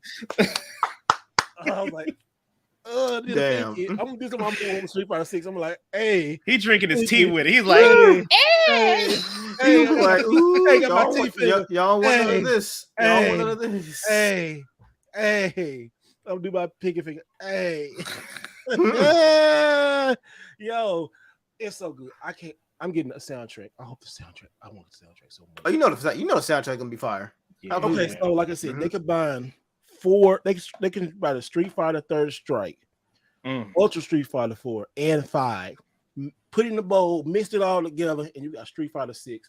And then the new, the new people who heading up the fighting divisions, like 2 new guys, and they young, and they kind of like hip hop. You could tell, like, oh, the flavor, the culture's in Street Fighter, bro. You can tell by like the graffiti art and all that stuff. Oh, it's everywhere. And World Tour's back. Yeah, World Tour. And World Tour is a really World Tour. Oh man, in Alpha 3, man, World Tour, man, I played the hell out of that game. I loved that game. I love Alpha 3. Oh, the soundtrack in Alpha 3 was good too. Yeah, Street Fighter is a culture phenomenon. Oh yeah, I mean, just like people love Street Fighter. People love Street Fighter. And you see, like you look at back there, you got your Street Fighter cabinet, which that one is really nice. I was gonna get that one. I had the Big Blue, man, but just like. That's right. You got rid of Big Blue. I did get rid of Big Blue. Oh yeah, I got rid of Big Blue. You saw what I replaced it with Big Blue now. Hey, I got a real Big Blue now. That's a beautiful Big Blue right there. Oh my god! I got the Ulex, man. Got the real one. Got everything on that joint. Even though if I could find one real cheap, I just probably put it for cosmetic thing. I don't need it, but it was good. Oh that other one's good. When I turn it to when somebody had me turn it to a 2-player machine, it's so good. But right now for myself, it's iconic. Those arcades, the ones you had, the candy cab I have, and then the new candy cab, I need to do a video on those. But hey, anyway, we should do a video of us playing against each other. That's what we should do. We'll get there. All right. No, but hey, speaking of that too, did you go get Michael Jackson? Not yet. I have not. I need to though. He never when he came over here, so it got a Sega emulator on it, right? But it has Michael Jackson Moonwalker, the arcade version on I got that on here, and he played it for the first time, and it was like, oh man, Michael. Like, oh man, it still holds up too. It's surprisingly enough, it still holds up good. Really good. It really holds up. Some of the Sega games, man. Those Sega games, like the Streets of Rage 2, I just got that, but Michael Jackson's Moonwalker. I think I want to find it again. I'll pay $100 for that because it's about $100. I'll still pay for a good clean copy of that. I'll still play a good clean copy for Hyperstone Heist, but that's another story. Oh, I got that Joker. Mm-hmm. Yeah, that's a good one right there. It's like, boy, just I love it, man. Just. But yeah, it's so anything, y'all making me just feel good about this stuff. But anyway, what else y'all talking about good games stuff? We will see other questions. So remember that Street Fighter sound? I'll say remember that Street Fighter Just Blaze soundtrack. I don't remember that one. Street Fighter Just Blaze. Was that one of the Alpha series for that one? Because I want to say that one sounds very familiar. Yeah, I don't remember. I want to say it was Alpha. I could be wrong though. Is Alpha 3 better than 2? Oh. Okay, so here's my thing, right? Okay, that's that. You know what? That's before you start, man. Okay, has been a long debate. Long debate because if you look at, I'm going to step on your question. I'm still going to answer, but just before you say this, think about this: Alpha 2 Gold and Street Fighter Street Fighter Alpha 3. Okay, so we're not talking about the base game. No, we're talking about the base game. I'm just saying, but look how it did because it went to Street like they always do. But yeah, Alpha Gold was just something. It felt like complete. Yeah, it was even more complete than like Alpha 3. Alpha 3 felt like a expansion pack built on 2's back. You get me? I see what you're talking about. You see how it is? Because if you play Alpha 3, if you play Alpha 2 Gold and you go to 3, it's really no difference but new characters. I think, in my opinion. Tell me what you think. So I started Alpha 2 on Super Nintendo. So I started. I started mine on Saturn. So I just missed that one. Just missed it. That was my introduction to Alpha 2. And then I played it on PlayStation. And I was like, oh my God, this is a night and day difference game. But then by that point, we had Alpha 3. Yeah. I lean had that world tour too. That's exactly Zelda Hat Guy. This is my dude right here. This is my dude. I'm telling you, we talk about this numerous times. The world tour set it apart from Alpha 2. I think Alpha 2 was a bit darker, because you had Shin Akuma at the end, and it was a grind to get to him. Like you had to get perfects and all that. You couldn't die, you couldn't do nothing, you couldn't get beat. And when you finally got to him, he wore your ass out. Like, I mean, imagine like a younger version of myself, a kid version of myself on Super Nintendo, one of the worst ports for the game, trying to beat him. And it's so slow. It's so slow. You remember how every time like it loaded was like ready, fight, it took like 3 seconds for it to load in? Yes. That's exactly how it was. But you know what? Every Street Fighter on Super Nintendo was a superior game. I mean, except for Alpha. I'm telling you about, like, I couldn't believe they put Alpha on Super Nintendo because that was late. Oh yeah, it was at the tail. That was like what, 96, 97? Yeah. I think the N64 was out by the time that shit came to Super Nintendo. It was. Look, he said Shin Akuma had me moving furniture around my house. Oh yeah. He was cheap. He was cheap. The computer would actually freaking cheat. Yeah. Just when you about to get rid of him, and I'm like, you mother. Yeah. I like, forget it. I can't do it. I just remember the screen glitching, and then at the end of it, all Akuma was like, "Sauce." That's all he did. I was like, the fight's over. What happened? You know, he ain't that fool. It be shaking like you didn't get me. I'm like, what did I do? That's how you know you had an inferior copy. If you can't even do right, if you can't even do like right, those right commands and shit on time, and the next thing you know, the screen lag, and then you already on the ground and shit. It's over. Yo. Everybody in the chat, we got 30 people watching. Make sure you hit the thumbs up. This will help YouTube know that this podcast is great. Y'all love it. So everybody, do me a favor, hit the thumbs up button, please. If you don't like it, hit the thumbs down too, but hit the thumbs up button. Yo, boy, where was Dramatic Battle 2 or 1?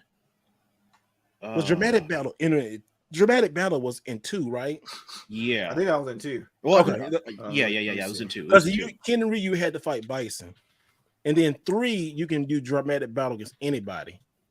Yeah, well, because Alpha 2 was they pulled bits from the animated movie. Yeah, they moved it. So the Sagat stage or the tall grass stage was at the beginning of the Street Fighter 2 movie, and then Ken and Ryu kind of bumping fists was kind of pulled from the movie too. They pulled a lot of that from the movie.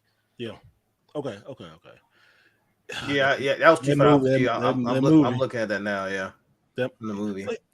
Ali Day said secret code Alpha 1 from Dramatic Battle. So it wasn't Alpha 1, but it's a secret code. Yeah, I do remember that. Okay, so this is my Alpha Street Fighter. This is where my love for Street Fighter went to another level, right?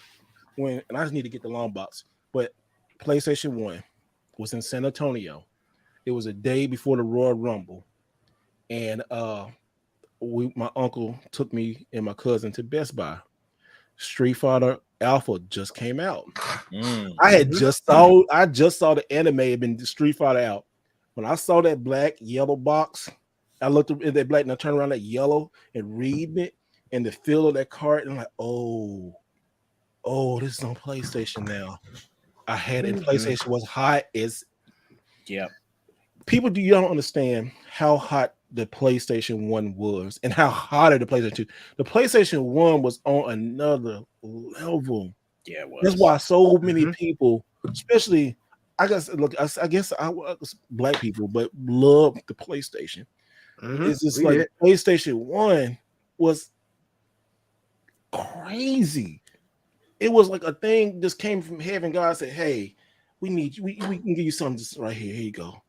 And he made it affordable. Don't forget that. It was he made that shit affordable as hell. It was affordable. That was the real reason we won. It was 300.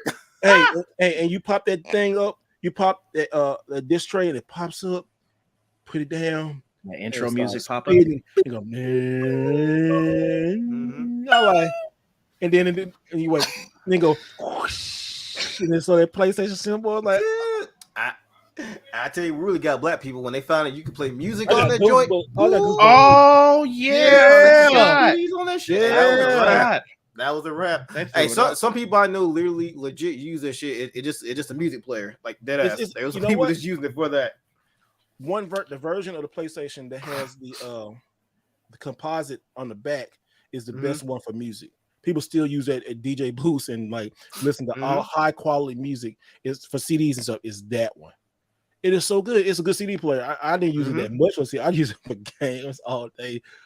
Oh, the PlayStation 1 I'm looking at over here is freaking iconic. It's probably I can say it's in my top 3. My top 3 is like PlayStation. Well, in no particular order. PlayStation 1, PlayStation 2, and Super Nintendo. That's my favorite 3 right there. There's no particular order. Depending on the day, how I feel, I say what's going to look. Russell, he says, I ain't gonna lie, the last Street Fighter I played was 2 on NES. That's all right. It's still That's good. a good one. Hey, Turbo, a really good one. Turbo was dope, wasn't it? Oh my god! Remember the code on Super Nintendo when you could play against do the mirror match? Oh yeah, yeah. I never used it. I saw my brothers use it though. He said, "Do you remember Ballerina Toshina on PS1? That's the first game I played on PlayStation 1. The first game I rented. Yep. That was the first one that made me rent the PlayStation. I ain't gonna I said, I hate this. I hate it here. I hate this shit. But when I was younger, I did not like that game at all, bro. That's just me. That's a me thing. Man, it was so good. Alpha 3 Max, huh? Alpha 3 Max was on the arcade. He said that after that, I was Mortal Kombat. Which one do I need to play? I mean, all of them are great. Mortal Kombat is still great. The reboot of Mortal Kombat 9 is good. Is so good. He said, don't forget the EX. Okay, let's talk about Street Fighter EX real quick. Okay, let's talk about the EX series because the EX series is underrated. It is underrated. It's underrated. I think this is my opinion. They saw what Tekken was doing in Namco. They said we need a blocky fighter like that. Because if you look at a lot of people, I just noticed this. The Street Fighter EX series is like Tekken Street Fighter. If you look at it, look at Tekken 1, 2, and 3. Yeah. If you look at Street Fighter EX, it look just like it look like a prettier version of Tekken. 2 EX2 looks like Tekken 2. Tekken 2 is iconic. You can't F with Tekken 2. I'm telling you, can't. The depths to this day for Tekken 2, you can't. I loved 3 though. I mean, but 3 was my joint. The soundtrack was good. Oh man, 3 did everything. 3 was like the culmination of Tekken. 3 is godlike. But Street Fighter EX3, it fell off. They just couldn't hang. It just couldn't hang. A lot. Like 1 was good. 2 was like 2 was good. 2 was really good. 3 was like when it went to the PlayStation 2. It's like like no, let's take and have it. They phoned it in. They phoned it in. Yeah, they did phone it in. They did. He said don't. So yeah, the EX series is really good. He said EX2 is the best, and then Manny said no, EX1. See, nobody really says 3. Nobody talks about 3. 3's out. So nobody talks about 3. Everybody talks about 1 or 2. Megan, you played the EX series, right? Yeah, because the last one I played was EX plus Alpha. That was the first one. Or was that the first one? Yeah. Oh, okay, yeah, that one was my favorite one then. Because I remember the one on PS2. I don't think I ever played that one because that was when I was on my Tekken hunt, like Tekken 3, Tekken 4, stuff like that. EX plus Alpha was like the last one I remember playing. I don't think I noticed. He said Ali Day said Tekken 3 had a feature that you can see the cutscenes of the first 2 games by inserting the game after 3 was loaded. Really? What? Yeah, see, it's stuff like that you don't really be knowing until like years later. It's like if you did this, it's like damn, what? Like there's little secrets like that only existed back in that era that people would not have known about. It was like Alpha Max was on the PSP. Yeah, it was on the PSP. Max was on the PSP. Which one was on Game Boy Advance? That was 03. I got it right. Wait, 03, yeah. Alpha 3, 03. Actually, I got it like right here. See, 03. Oh, that's right. There it goes. Mm-hmm. That had Eagle on there too. Yeah, it had Eva Ryu. And this game plays good. Yeah, it does. I used to have that game. That was one of the first games I got on my Game Boy Advance. It's just amazing. I got the Japanese version, which it don't matter to get the Japanese English, but it's good. It's really good. And just to have 4 buttons is so good. I like, God dang. He said Tekken 3 Paul's Tekken 3 Paul Phoenix super punch. Yeah, it was when he do like ooh, Paul punch whole health be gone, bro. Mm-hmm. Yeah. I'm like, damn, the priority damage for some of those characters. I'm like, man, y'all need to tune this down a little bit. I'm getting got. And then remember finding out the 10-hit combos. 10-hit combos was there from Tekken 1, but Tekken 2 10-hit combos took it to another level because I always remember me and my cousins stayed up 24 hours learning everything about King because it was just we had a book and like was going through them, and I still remember them 10-hit combos. I still remember those. The King would do this little slam. He'll pick you up, turn you around, then slam you again and get you back and do a long swing and throw your ass. I was like, and then when he throw you, he'll run and run you over because as soon as you throw him, you got to take off running. He'll hit that shoulder up, and like, well, he was one of those technical fighters that was like he was hard to master, but once you did, it's like he was damn near broken. It's like once you know like how to do all his chains and like the right order, it's like you can literally go matches without getting hit once. Without even let him get off the ground. Like I think about it. So he's telling his age. Hey man, Tekken the best fighting games right now. Well, he says, look, it said Eternal Champions. It was okay. It was okay. Yeah, that was their great value brand of Mortal Kombat that they were trying to replicate. Or what was it? What was the other one? Oh my god. How do I not know this? It's throwing me off. What console was it on? 64 originally, then it went to Xbox. Then it went to Xbox. War God? No, it was a fighting game. I don't know why I'm thinking Killer Instinct. It's not that one. Yes.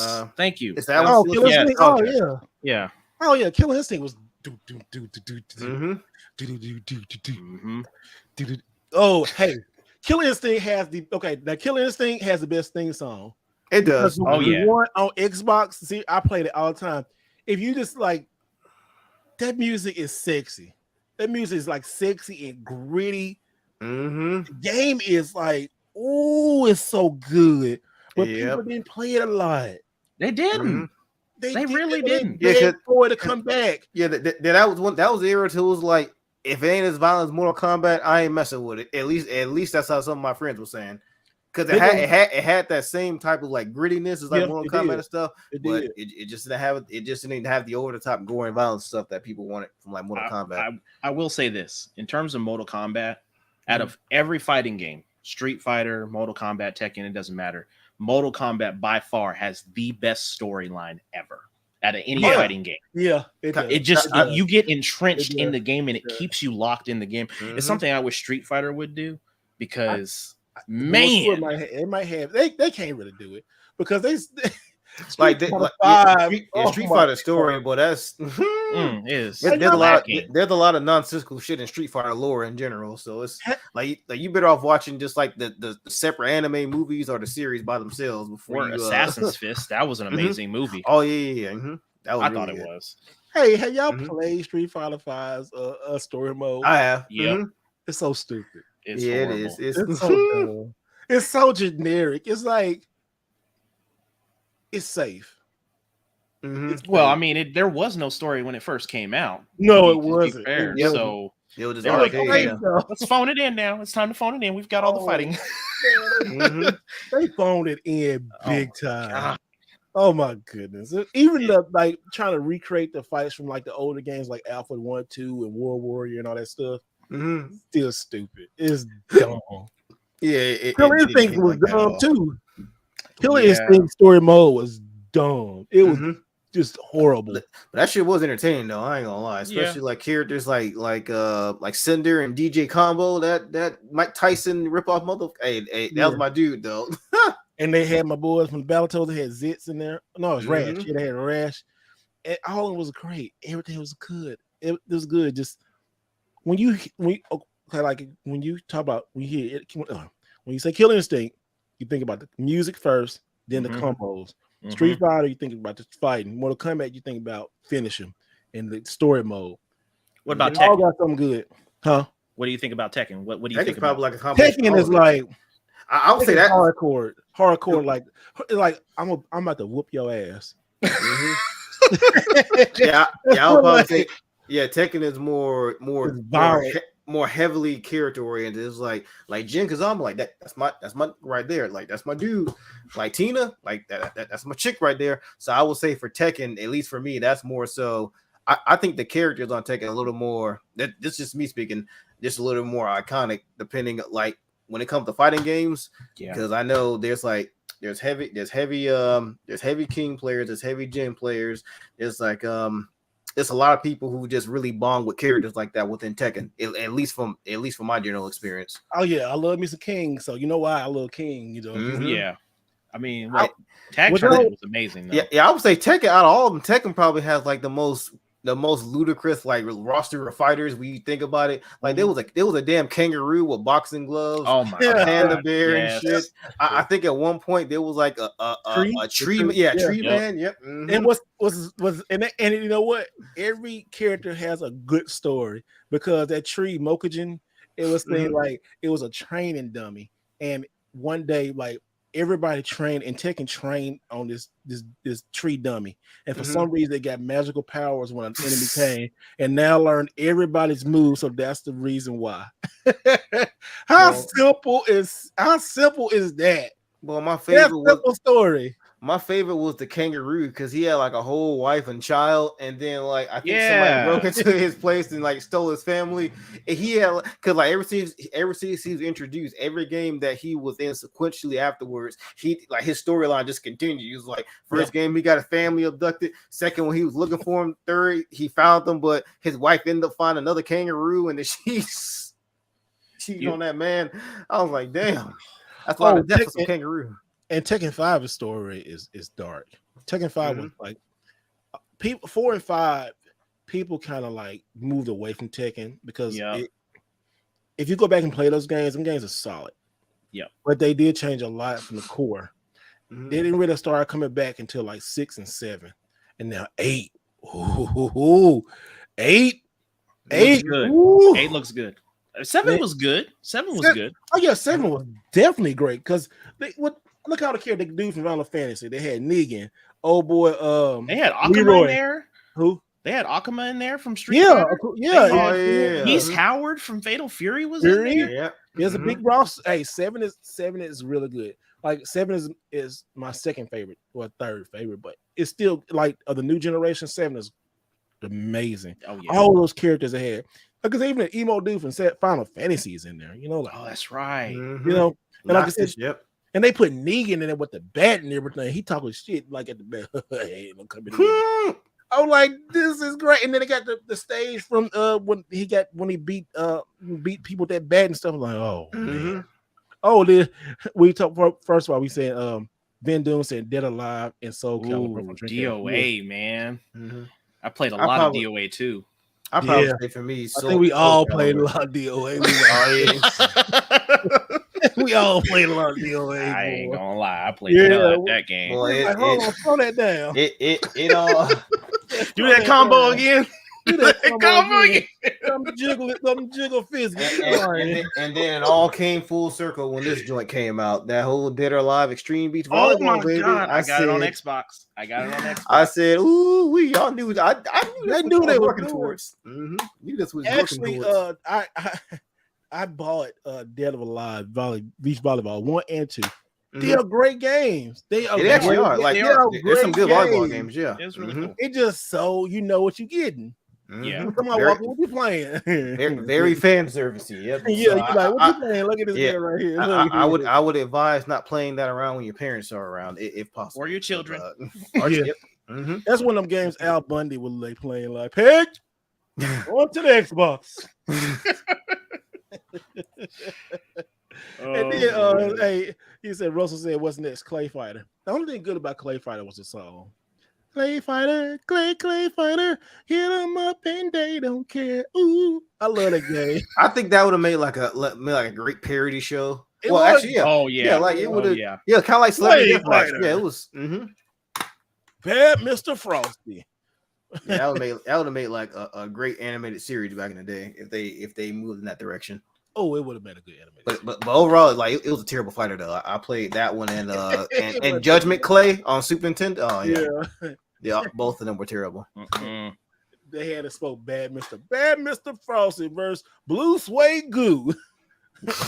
Remember in the Blue Suede Goo that Elvis? Oh, thank you very much. Yeah, the Elvis. Yeah, that was my favorite. Thank you very much. Like him and the fat Viking lady was Helga. Yeah, Helga. Yeah, she had that scream. And then when you get beat, they just turn back to Clay. They like, ooh. And then what's the pumpkin head dude? I forgot what his name. What was it? And then they had the little clown. Yeah, it was like, it was fun. They all fought in the circus. Wasn't there one that was a baby? If I remember correctly, it probably was the second one. I don't remember. People didn't take Clay seriously. I didn't take it seriously. Oh yeah, no, there was a baby fighter called Goo Goo. I remember it now. Goo Goo who? Yeah, it was just Goo Goo. It was just called Goo Goo. Yeah, that's why I know I took it seriously. I mean, if you go back and play it, the music hold up. The game just doesn't hold up. Clay Fighter on Super Nintendo, the first one, the music is that opening song is tremendous. It's like when they. If you heard like they'll start, they playing, and they be like, they come in, a whole bunch of the band is going crazy, and they go, all right, shut up, and then the dude go, sorry, and they go from the top, and then the dude start like it is this banger of a song. I was like, they knew what they was doing. They knew the game wasn't gonna be taken seriously, so they didn't care. They just like, let's put this out here and see what happens. It got a cult following. It is. I know a lot of people who love Clay Fighter. I mean, about the same as Pit Fighter. Oh god. Oh, I got Pit Fighter. Yeah, I tried to play that. I remember going. I just played a couple. I'm like, I was like left there. It was like that was like. But I did play. Speaking of that, now when you play Pit Fighter, it was all in my arcade. It was always Smash TV right next to it. Oh yeah, that's right. Oh yeah. Hey, every arcade had that setup. Yeah, I would love crazy. They had Pit Fighter and Smash TV right next. Yes, and yours same way. Yes, and then right across from it, diagonal from it, you had Mortal Kombat chilling right over there. Or what's that game? That Moon game, that Moon Patrol. They had that in there too, around that same area. Yeah. So, he said Ichabod. Yeah, I think it was Ichabod Clay. The Pumpkin. You think he was? Okay. Yeah. So, but it was. Man, just think how all the good games just kept coming around, man. You know, it was really, really freaking good. Yeah, like back then we had like just some of the most random like fighting game. Oh, you remember the Bloody Roar franchise? Remember those? Oh, that was good too. You can eat people for energy. Yep. Transforming into like those animals like bats and werewolves and bunny rabbits and stuff. That's almost kind of like the dumbness when Mortal Kombat did the animality. Oh yeah, or the baby allergy, and all that kind of stuff. The friendships, that was just dumb. That was a dumb era of Mortal Kombat. Friendship.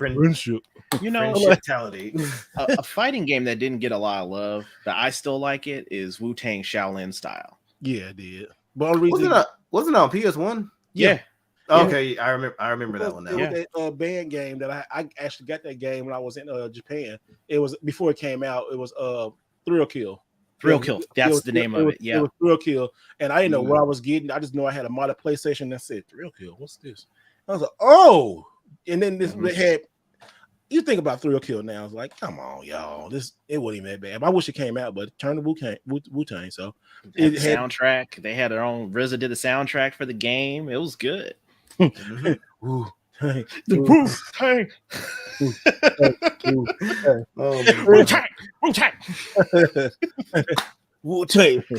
That shit was so stupid. It really was. Oh man. And when they said they get drafted to the Chinese, and the Chinese draft the Wu-Tang Clan. The most upsetting turn of events of the night. The whole Dave Chappelle man had me in tears when that first dropped. Oh my gosh. Oh, that skit was hilarious. Yeah, it was. It's like, hey, got konnichiwa, bitches. We'll take us to another podcast. But yeah. The Chappelle Show is iconic for just so many memes now. Everything was good. Oh man, Clayton Bigsby. Each and every one of them. I was like, I can't say that. I can nope.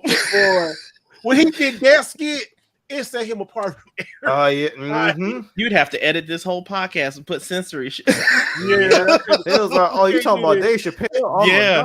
I can't do like you can't. I mean, you can watch it and laugh. People get it, but I'm saying I wouldn't dare like just. Oh my god, that first episode, man. It was funny. It was hilarious. I was like, Clayton Bigsby. I couldn't believe the concept of it.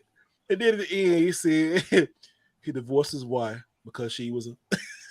Oh my god! Because she was a. I was like, oh my gosh!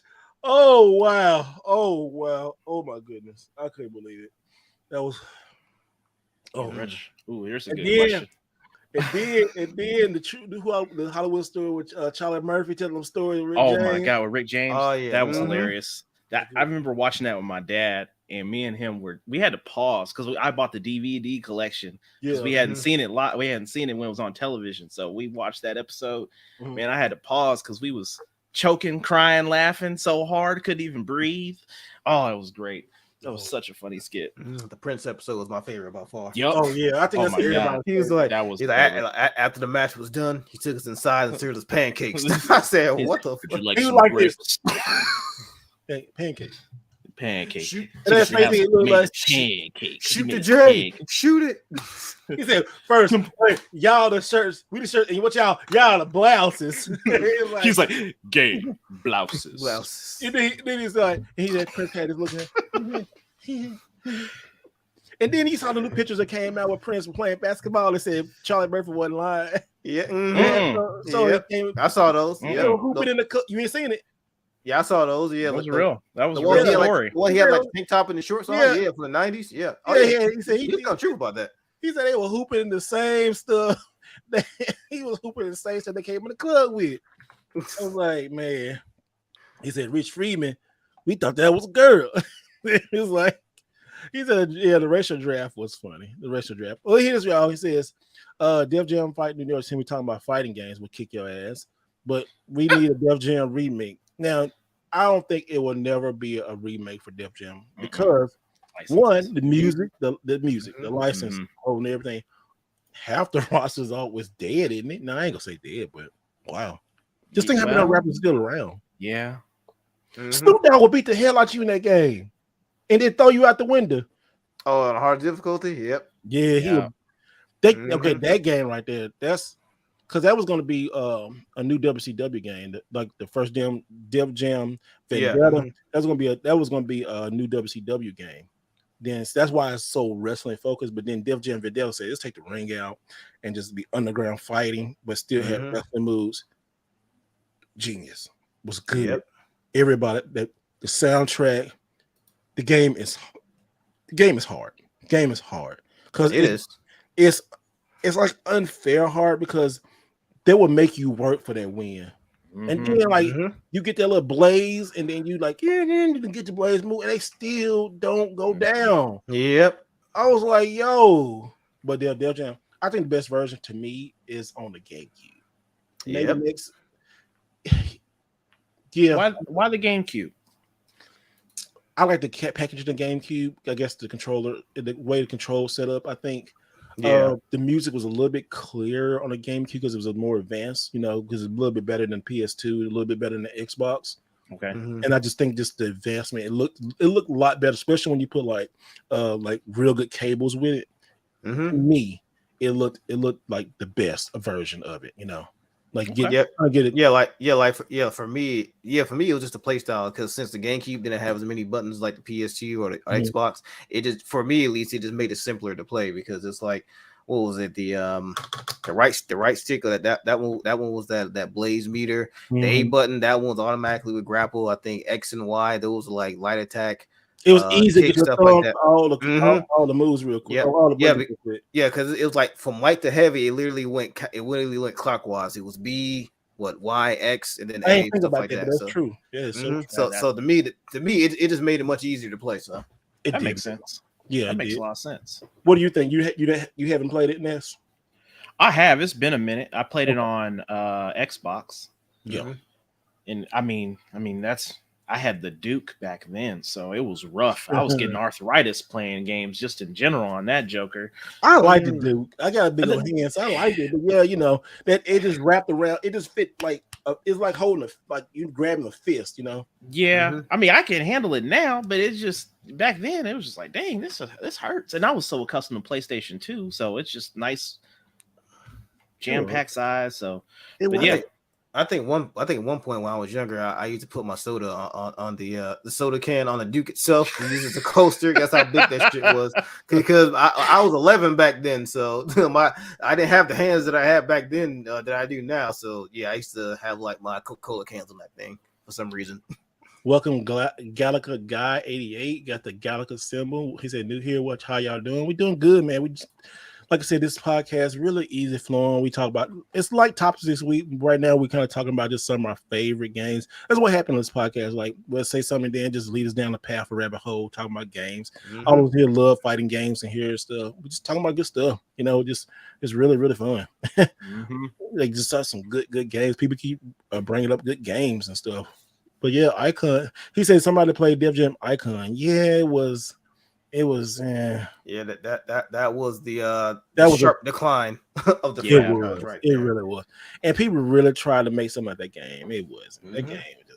It ain't gonna say garbage. I remember the promotion on it. Like, it was promoting that shit very heavy, but it's just it came out. It just didn't hit. It didn't hit. It didn't hit at all. Like, what did hit though is came around that same time, around about the same.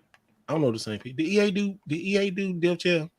Mm-hmm. Yeah, EA did. Yeah, they did. Mm-hmm. They did. Okay. Yeah, I think EA did. They did the first and yeah, I think they did all three of them. If I'm not mistaken. Icon. Yeah, they did all. Mm-hmm. They did all the Def. They did all the Def Jam games. They did. Okay. But that came out right when like we was talking about last time, Street NFL. I mean NBA Street came out. Yeah. And Street, everybody was over here like, oh, we playing Street. Forget this, you know. Street was dope, man, when it first came out. Like, all black folks went over to here. Like, we're gonna go to Icon. No, we're gonna go to Street. Like, Street was iconic. And NBA Street was iconic. And they had Jordan on it because Jordan went on a lot of stuff, but this was Jordan. Remember, you can have all three Jordans on the team. Mm-hmm. Oh yeah, that's right. It was had an all Jordan team. That team was just crazy. Yep. Mm-hmm. Couldn't get them an NBA Jam back in the day. No, couldn't do none of that. No. Oh, hey, Mega, tell everybody about the game you rediscovered that you didn't play this year. The Mark Echo game. Oh yeah. What? Yeah. There's the clothing line Mark Echo. They had a game that came out, and I remember from back in the day, but I bought it recently and rediscovered it. But yeah, there's a game called Mark Echo's Getting Up Content Under Pressure. It's essentially it's like Grand Theft Auto. It's not completely open world, but there's like hubs and subsections you can go into, and it's very graffiti based. So the main character, he's like a guy, like it plays like a fighting game almost to a certain degree, right? He goes around like tagging different like trains, subway stations, stuff like that. And then the combat in it is actually very detailed because it's like it almost plays like a wrestling game to a certain degree. But yeah, like it's one of those games that a lot of people slept on, and it's one of those properties to where they made one game. A lot of people liked it, but I guess it didn't sell enough to a certain point to where it didn't get green light for another sequel and stuff. But yeah, that game is like it came right after, I think a year after San Andreas. Yeah, it came a year after San Andreas, and that shit is raw. Like it's a good game, and it's cheap too, especially on PlayStation 2. Mm-hmm. The Xbox version is really good, man. It came in that era to where like it can't come out nowadays because stuff they be saying in there. Oh, that fight that you had today, I was like, oh my goodness. Mm-hmm, yep. And then like funny part about it is Charlie Murphy, the guy from Dave Chappelle, he voices like 4 of the characters in that game. He voices a guy named White Mike. He's an albino dude. Yeah, it is the conversation though. I don't know if it's still on your Instagram, but it's good. It's on Steam also, so it's on Steam, PlayStation 2, and Xbox. You can probably get it for like $3-4 on Steam. You know, yeah. I'm gonna see how much can you get it for Steam. I think it's God dang, it's on sale for $149. Yep. Wow. I'm gonna buy this right now. And it's controller supportive too. Mm-hmm. Yeah, I'm gonna buy it right now. Yeah, like that game is like I'm telling you, I knew it back in the day, but when I played yesterday, I'm like, damn, I hate that I waited so long. I think I'm gonna charge my Steam Deck and take it on the plane tomorrow. Well, when I tell you that game's for the culture, man, it's because it's like there's like a part to where the main character, I think his name is Trek. He's in the it's like a skate park and he's getting jumped, right? And then when he's trying to get away and take back the graffiti book he has from the dudes, one of the dudes in the background is like, "Oh hell no, he stepped on my kicks." I said, "Oh shit." He said, "Stepped on my kicks." And then like when y'all try it, like the NPC conversations, boy, like that's. I feel like they went to the hood somewhere and then just recorded people going back and forth. Like that's how the dialogue in that game is. They just like don't write anything. Just go to somewhere in Compton. Go to Compton, like the Lower Manhattan, and go anywhere in Chicago. Just record audio. I feel like that's how they did the NPCs. It's just normal, honest to God, good conversation that you be hearing in the hood. Like that. That's how good they sound. Dude, it's amazing. I'm about to take that game up. That's crazy. So right now, y'all, if you want a hidden gem game, Mark Echo's Getting Up on. If you have a Steam, like I said, if you got Steam or you got PlayStation 2, you know, you might can buy it from the Xbox marketplace. But I'm definitely going to put this Joker on my Steam Deck. I think I'm going to play this on the plane tomorrow. Make sure I got some juice on my Steam Deck. Charge the Joker up tonight because I'm going to be mad if I don't. But I hope it. I don't want if it's Steam verified. I'm going to see. Oh, dang, my Steam don't got no dang. Does my Steam got juice? Oh, it's dead. Time to charge. Time to charge. I'm glad. Boy, I've been mad getting on plane tomorrow. Like, my Steam Deck ain't charged. Gots to be more careful. I know, right? I ain't played my Steam Deck like in a month, yo. So I definitely got to like. But yeah, when I saw that this morning, I was like, it was. What happened to Mega? He said he bounced because you was talking about you didn't want to play it on the Steam Deck no more. Oh my goodness, yeah, but that's a good thing to have, y'all. See, had not been completed. Oh, I need to. What am I doing? I'll get this in a minute. But yeah, that's a good one. It said, Mr. Wright, will you inspired me to get 3DS Mario and Luigi games. Good, man. Good, yeah. That is good.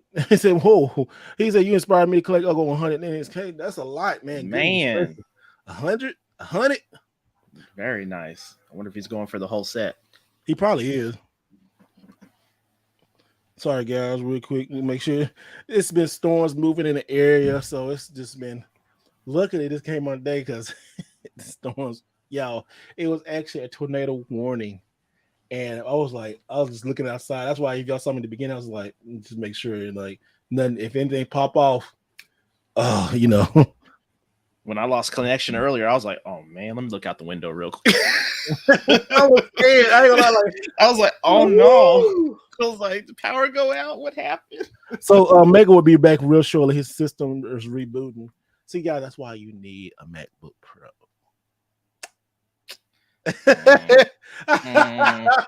Hey, you one step away by getting one, bro. You just for editing purposes. And then you'll be everything else. You about to get that Joker, man. I'm telling you. Oh man. See, there's one thing about Steam, y'all, is once you buy one thing, you can't go to the Steam store and just buy one game. Especially when that game was like $1.48. You can't do it. You can't. I mean, that's a good price. Yeah, that's a good price for a classic. And as soon as my dang Steam, I'm gonna charge this thing in a minute. And Steam Day takes a while to charge too. So nobody in the morning it'll be like charged. Hopefully late on the night, I'm gonna put it on something. How long does it normally take to charge? About like 4 hours fully. I mean, it takes. I haven't really checked and see how long it takes to charge, but I think a couple hours though. I mean, you got one, don't you? Nope. You plan on getting one? Yep. Yep. I should have done videos on this thing, but it's excuse me. I get it like modified too, so I got like a bigger storage in here. But definitely, Steam Deck is really good. I got Tekken 7 played really good on here. Tekken 7, Street Fighter 5, and stuff. So really, yeah. It plays okay. It plays decent. Okay. So I'm like, I got a lot of games on here. It doesn't play Alpha 2 Super Nintendo bad. No. Actually, it makes it play better. He said no. No, it plays really good, Zelda hat guy. Welcome Mort. He said, "Am I too late?" No, man, we just been here for like the last 2 hours. How you been doing, brother? But it's I will try for the whole set, but it's 10. Oh yeah, don't try for the whole Super Nintendo. Right now, that's one thing, y'all. It's like Pitfall NES, it's okay. So Mega back. All right, man. What happened, dude? You all right? Can you hear us? Turn my headset on. Turn up the headphones. But getting games right now, collecting games for like any system, it's gonna be a lot, especially the older stuff. It's rough. It is rough. It's rough. It's really rough. I will say if y'all gonna start collecting Xbox, the end of 6 and 7. I guess when you put Xbox is a 7th generation. I mean, I'm collecting OG Xbox right now, so. Thank you, Gallagher guy. He said next thing gets on him, and that would buy a nice game. We have to look at that stuff. That's all right. Welcome to the street. Thank you so much. But Mega, can you hear us? Okay, he can't hear us right now, y'all. See, this is why you need a MacBook. Don't do that. This is why you need I'm going full screen for this. This is why you need a MacBook, everybody. Because you won't have these problems that Microsoft gives you. Because I'm blaming it on the weather. Because look, you just open your laptop, click enter, unlock it, go to the website. Voila. At the turn, take a left. Mecca can hear us now. You can hear us, Mecca? Yeah, I can hear y'all now. Yes. Oh, good. Yeah, something happened to her. I guess it's the same with my headset, but we all good now. That's good. Turn up your headphones. Turn my headphones up. What was that? What was that? Oh man, it's just. I was telling man, it's. I just bought this Getting Up. This Mark Echo's Getting Up is a really good game. I remember playing in the back of the day. Mm-hmm. But let me get off this Steam page because you don't keep buying stuff. They got a sale, man. Yeah, they got the spring sale going on. Yeah, it's like it started today. It started today going to the 23rd. And that's like I said, like Steam Deck is 10% off this week too. So you might want to get one, bro. I just seen let's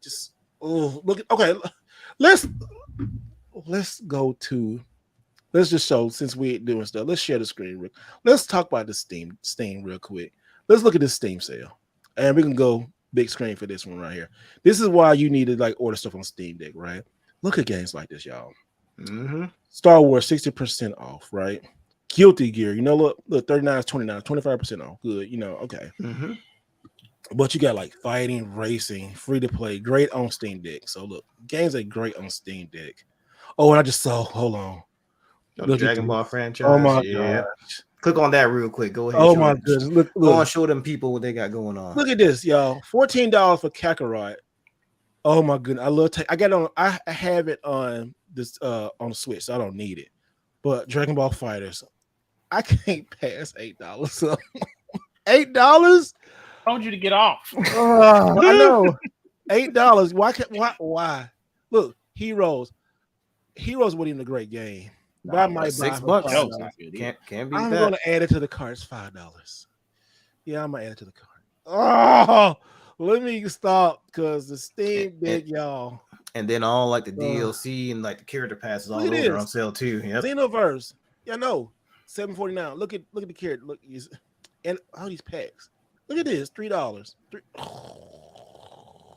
All right, so let me ask this question because you're really starting to sell me on this now. All right. All right, so you said you upgraded the hard drive, right? Yeah, I upgraded the hard drive. Okay, so you can do that as a standalone. You got to open it up and do that like a SSD, and then also that's not a bigger. You probably can do that yourself, and then bigger SD card up in here. So basically, I got the lowest one. I think it was the 512. Now it's getting 2-3 gigs of storage space, and then you can easily mod it to play old games and all that kind of stuff too. But you got so much stuff on here. It's let me see. Let me look. It said my store. I want to see if you can see what I have. Let me go here. That's my store. And I'm not fully a Steam person, or a PC person, but when I got the Steam Deck, I said all these games are super freaking cheap. Stuff like fighting games going in here. Because go to fighting games. Okay, look at this. It's 20% off. Crisis Core. That plays good on the Steam Deck. Yeah, I don't know why that's in the fighting game category. I don't know either. But look, I don't know if Renegade will play on the Steam Deck good. But look at Miles Morales. Look at $33. Definitely love that game. I definitely might want to just replay that on the Steam Deck. Look at this. Arkham Knight. Oh, Arkham Knight, $4? Shit. $4. $4 from Arkham Knight. I might have to buy that shit because I never even see what it looks like on PC. Yeah, I'm gonna go add them right now. K23 is full price though, so you're not gonna. But this is also too. Once you buy it, if you got a big PC, you can play it on your PC too. Just the Tekken 8 coming soon. Pre-purchase Street Fighter 6. Seafood. You can play that. Lost Judgment. Game. Oh, look, King of Fighters. 15.99. $14.99. Damn, really? Look, Street Fighter 5. $4.99 for the base level Street Fighter. He said anybody. Cheap.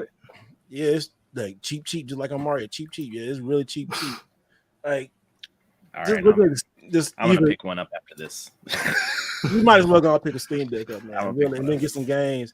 because it's really basically like, I ain't gonna say everybody talk about the Switch Pro, but I wouldn't say this is a Switch Pro. I say this is a companion piece to your Switch.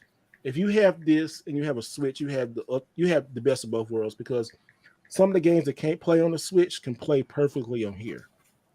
Like you can't play Tekken 7, Street Fighter 5 on. No, not on Switch. You can't play it on Switch. On here you can, and also too, it's great. You know, I can play it with my big old long fingers, but you also can put it on Steam Deck docket and then play it on your big screen, or you can take your PlayStation 4 or 5 controller and then like sync it to this, and there you go. Okay, yeah, you've sold me. Thank you. Here's more money. Here's money, y'all. Just throw it out the window. Just throw it right out there. More games have been purchased. Like, I haven't spent enough money on video games. Any recognition games y'all want to put in the chat, or any good games? Anybody want to talk about any good games real quick? Somebody says, I like Tomb Raiders on the Xbox 360. Oh yeah, when they took it back, they saw Uncharted. They said, you know what? Let me show y'all how we do it. She got her tail whooped. Mm-hmm. She went through. I was feeling sorry for Laura. I mean, I was like, I had to put a controller. I was like, why is she going through this? I mean, she was going through some stuff. Woo. That one scene where she was like sliding down that mountain, and she was hitting everything. Oh yeah, she was just like, oh man, you need to calm down with all that. That's that's a little bit too much. I remember they showed that trailer. Yeah, she just kept screaming and stuff like that. I felt sorry for her. I felt bad. I was like, wow, because they made her. Whoever played her played so good. That was like good performance. That's why I like when I get lost in games where you can like, ooh, like Uncharted. Like it's some scenes in there like, ooh. Mm-hmm. Wow, there's some good cinematic stuff in that game. You know, it's like, I know more. If he's still in the chat, he's a cinema guy, but it's some great scenes in them games, and just like it makes you feel. It pulls on your heartstrings and stuff like that. You know, like Arkham. Arkham got some games, got stuff like that. Yep. I love when games can like pull you out of reality. I'm like, oh, hold on, I'm not playing a game. I'm playing an experience. That's what I want. I love experiences in game. Well, you can go back like, man, remember this happened in this game right here? Like, yeah, Naughty Dog be doing it. Like Miles Morales, oh my goodness, it's such a good game. Like, it's almost like you question if they should even try to make a live action version of it because it's so good. Yeah, you're right about that. You absolutely right. Yeah, like the game and the Into the Spider-Verse movie is like a great representation of that character. So it's like, why would you want to mess it up? Exactly. And then like the new game, like Spider-Man 2 is coming out, like, and he's gonna be more part of Spider-Man 2. It's like the Spider-Man game, I really think it took like PlayStation to another level. Cause that's like the best selling game on PlayStation right now, I think. It's so good. Everybody has played Spider-Man. It's so good. And then like the stuff that Peter Parker goes through, like, you know, almost breaking up and getting back together, kind of, and then, you know, things happen to May, and then like him and Octavius. It just like one thing after another, and the city don't stop. The city don't sleep. I can open down, the city still doing stuff. You know, go fight crimes and stuff like that. The people enemies don't take it easy on you. Sometimes they cuss you out. You know, it's just so much. Yep. It's a lot of things happening. So I'm expecting big things for like the new Spider-Man. The game was really good. I think it kind of built off of it. So it's Insomniac. No, who made it? Insomniac. Who made Spider-Man? Insomniac Games. Yeah. Okay, I can't say it right. Yeah, they did really, really good. And then it kind of reminded me of what Sucker Punch did. You know, in Infamous 2. I don't know if I don't know if a lot of y'all play Infamous 2. Yep. I'm saying Infamous Second Son. I'm sorry, Infamous Second Son. When the PlayStation 4 came out, it was actually kind of that Spider-Man-ish. Yeah, it was. Yeah, it was really good. And the guy they got the perfect guy for the perfect role. He wasn't like overbearing. He had a little snark, but you know, he wanted to do good, and you know, taking down the people. It was good. It was really good. It's those games like that will stand the test of time. Like I can't see why a lot of people don't talk about Second Son, because Second Son is so good.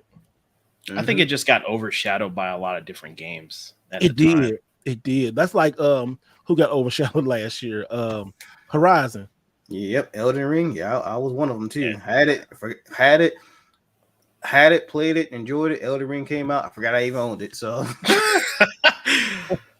I know it, and that's talking about play. I guess they talk about one like a couple, not last topic, but the Starfield got pushed back, right? And it get delayed again, right? If Starfield comes out the same time as Spider-Man, do you think the same thing's going to happen? Yep. You think so? Probably. I mean, because Starfield what September? I don't know because I see Spider-Man more as like an October game. So I mean, I see Spider-Man. I'm over. Yeah, but like October, probably November-ish games because I can see everybody loves December Spider-Man. 12th. I don't know why I say December 12th. I say December 12th. I don't know. It could be December or it could be like late November. It's going to be like October, November, December, or they could push it back. And I want that game to be like not perfect. I want to be really good. Yeah, I know it's going to be good, but it's going to be good. It needs to be a quality game. It really does. Like a game like that, you just don't want to rush and throw it out there to piss everyone off, and then you just screwed yourself. You just mess and then also you mess your relationship with Marvel. Yep. You definitely don't want that. And they have cut you off real quick. Yep, and they're already working on a Wolverine game. So that looks cool. I can't wait for that. I'm so they teased that. That game coming out 2025. Yeah, it's gonna be amazing though. All right, probably waiting for around. I'm pretty sure it's gonna be M-rated. It's gonna be like one of Insomniac's first. Well, no, they had Sunset Overdrive. It's gonna be like their second M-rated game. I guarantee you. Who? It's for Wolverine. I guarantee that's gonna be an M-rated game. It's gonna have to be. It has to be. It got to be, and it's gonna be perfectly fine. Is that too? It's gonna have very Old Man Logan feel to it in terms of the grittiness. Yeah.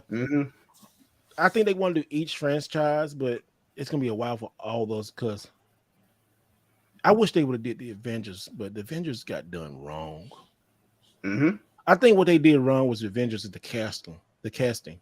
Because those dudes are like great value Avengers.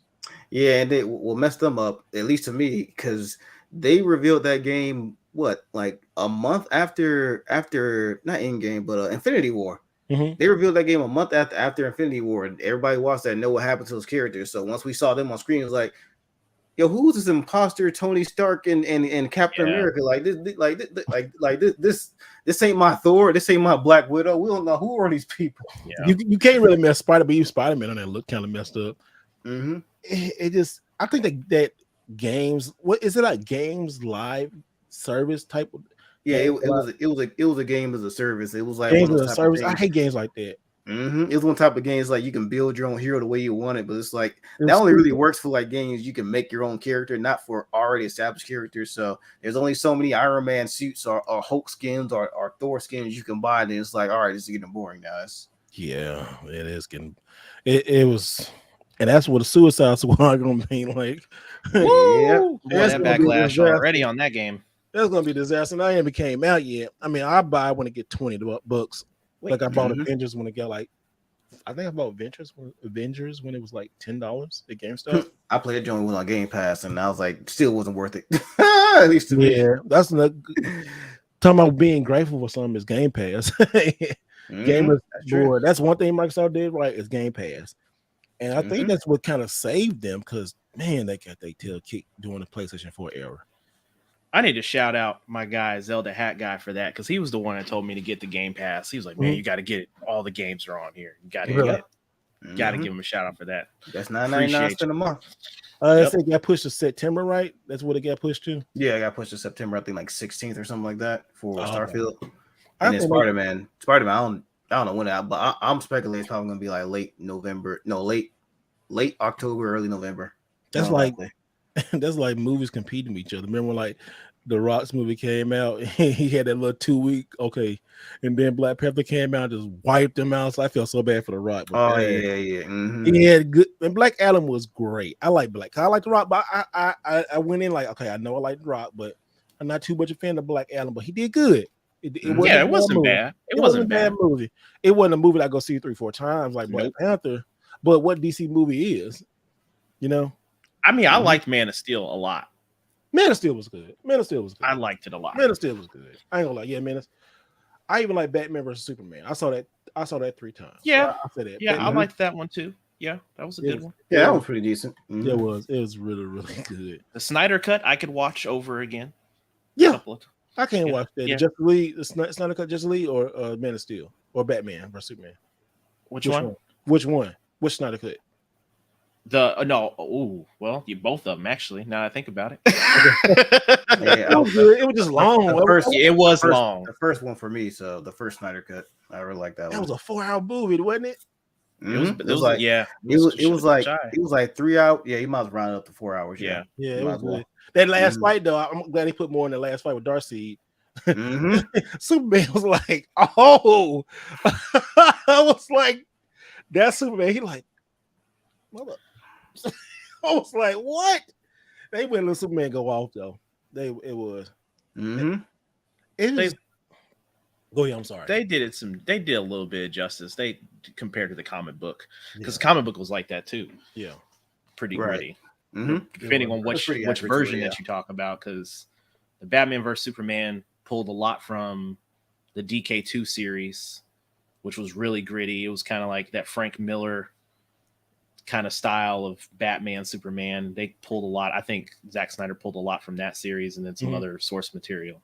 Frank Miller did great stuff. And didn't also too a lot of Dan Jurgens old work. Yeah, pulled a lot from his stuff, from his Superman stuff. But now that was like, I think he'll go down as the best Superman writer of all time. Oh yeah, I can see that. He'll go back down as the best because he just you got to know how to write for Superman, because you just can't have Superman just smashing folks like all day long, being like John Cena. That's why people turn on John Cena and call him Superman, but you just can't you can't smash through just people. But Superman just was that special character. Like, it's hard to write for him. It's hard to root against him because in the end he gonna win. He's OP. I mean, he's just OP. It's nice to see him come, like, he get beat.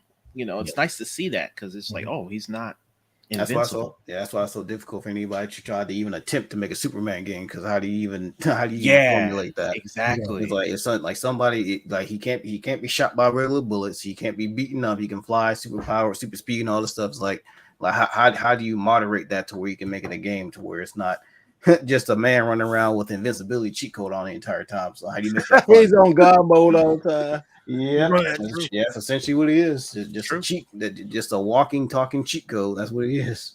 He's got to be, the story is the big thing for Superman. You got to he has a reason to just not always saving somebody, even though Lois is always the main thing. But you got to have other things around Superman. It's really hard, but he's been last this long. I guess it's that real world. Like, from comic to game, you think it'll be easy. It was almost like, all right, we're gonna put Sonic in a 3D world. It's gonna be easy. No, yeah. How many years have we actually? And then we had to go back to 2D Sonic. Even Sonic Frontiers kind of laid the groundwork for a new type of Sonic, which is kind of going to be good. Which it looks like it's based on Sonic Adventure, which is that they can never go wrong with that. The Sonic Adventure, like, speaking of that, it was really good, but the camera at times would kill that game. Yeah. It was so good, but it's like, oh, this is, and then the voice acting was just, I guess the voice acting from the Japanese to the English was bad. That's what it was. It was. Because that was the era where, Japanese studios were making everything like bangers, and then like people, I gotta do a video game, I'm gonna phone it in, and then people didn't really start doing like good work until like Grand Theft Auto. I think it could be other stuff too, but like you really saw that cinematic quality like Grand Theft Auto, like Vice City. City was a trip. I was like, oh. And then San Andreas was like a really trip. San Andreas was amazing. I that's funny you say that too, because I really judge a game now, especially if it's really story based, by the voice acting. Like you got to bring me in. I'd probably say like from an earlier title, Star Wars Knights of the Old Republic, the first one. Okay, so I'm not a big Star Wars fan, but I hear a lot of people. That's why people like it. Yeah. Man, that game was good. The story was good. The voice acting was good. I wish my character would have said something, but everybody else was talking. I just hate games like that where your character don't say nothing, but everybody else around you. That's like Pokemon. Yeah, exactly. You get like how the voice sound in my head. That's damn near every Bethesda game. It's like you gotta make up a voice. Yep.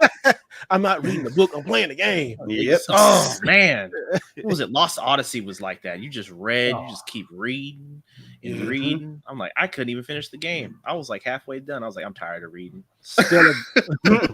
Stellar Glow. I quit that game on 3DS because it just constant like text, constant dialogue. Yes. That's like half of Vita games like that. Yeah, man. Like when 60% of the game is you reading and you're not even playing the game, that's an issue. That is an issue. I didn't pick up the play freaking. I want to play reading. I want you to read to me. Yeah. Talk to me. I want you to talk to me. Give me an audio book or something. I want you to read me a lullaby, like not put me to sleep, but entertain me. That's what it was. It put you to sleep. Some of that mess. I was like, y'all gotta do better. Y'all gotta do something with this. It just. But we've been getting really, really good games, though. We've been really getting a lot of good games. But we haven't talked about. I guess it's gonna be a couple less. We're gonna wind down right here. We've been here like 2 hours, 25 minutes, and we got 40 people. Thank y'all so much. And like I said, we're now on platform streaming, YouTube podcast. So you see the podcast section of YouTube starting to come up this year. You might see it. So, give us a thumb up, share the podcast and everything. But Nick, you wanted to talk about the Switch successor speculation. Will is or is you ain't my backwards compatibility? Oh my god. Is you is or is you ain't my baby? If y'all don't know what that is, if y'all know what that is, type in the chat where that's from, because I know a lot of people know that from. Is you? Oh my god, that's you ain't my baby. That's an old one right there. baby, I do love you too. That was a funny song. Anyway, talk about it. Oh my god. There's not too much information out about it, but basically the conversation came from since we're moving on to the next Switch, of course, like Switch Pro or 2, whatever the hell they're gonna call it. Yeah. The general conversation that people were talking about is backwards compatibility, and of course we already know that when we talked about it, that was like a big thing that the next Switch will have to do, because the Switch already has like one of the biggest libraries Nintendo's had since the Super Nintendo or something like that. Yeah, like the Super Nintendo. Yes, like it's up there, if not the biggest library Nintendo system's ever had. But the conversation where backwards compatibility came up is before the previous Nintendo president, Satoru Iwata, before he passed away. A lot of the, I guess, groundwork that was laid out for the Switch was stuff that was done while he was, of course, still president at that time.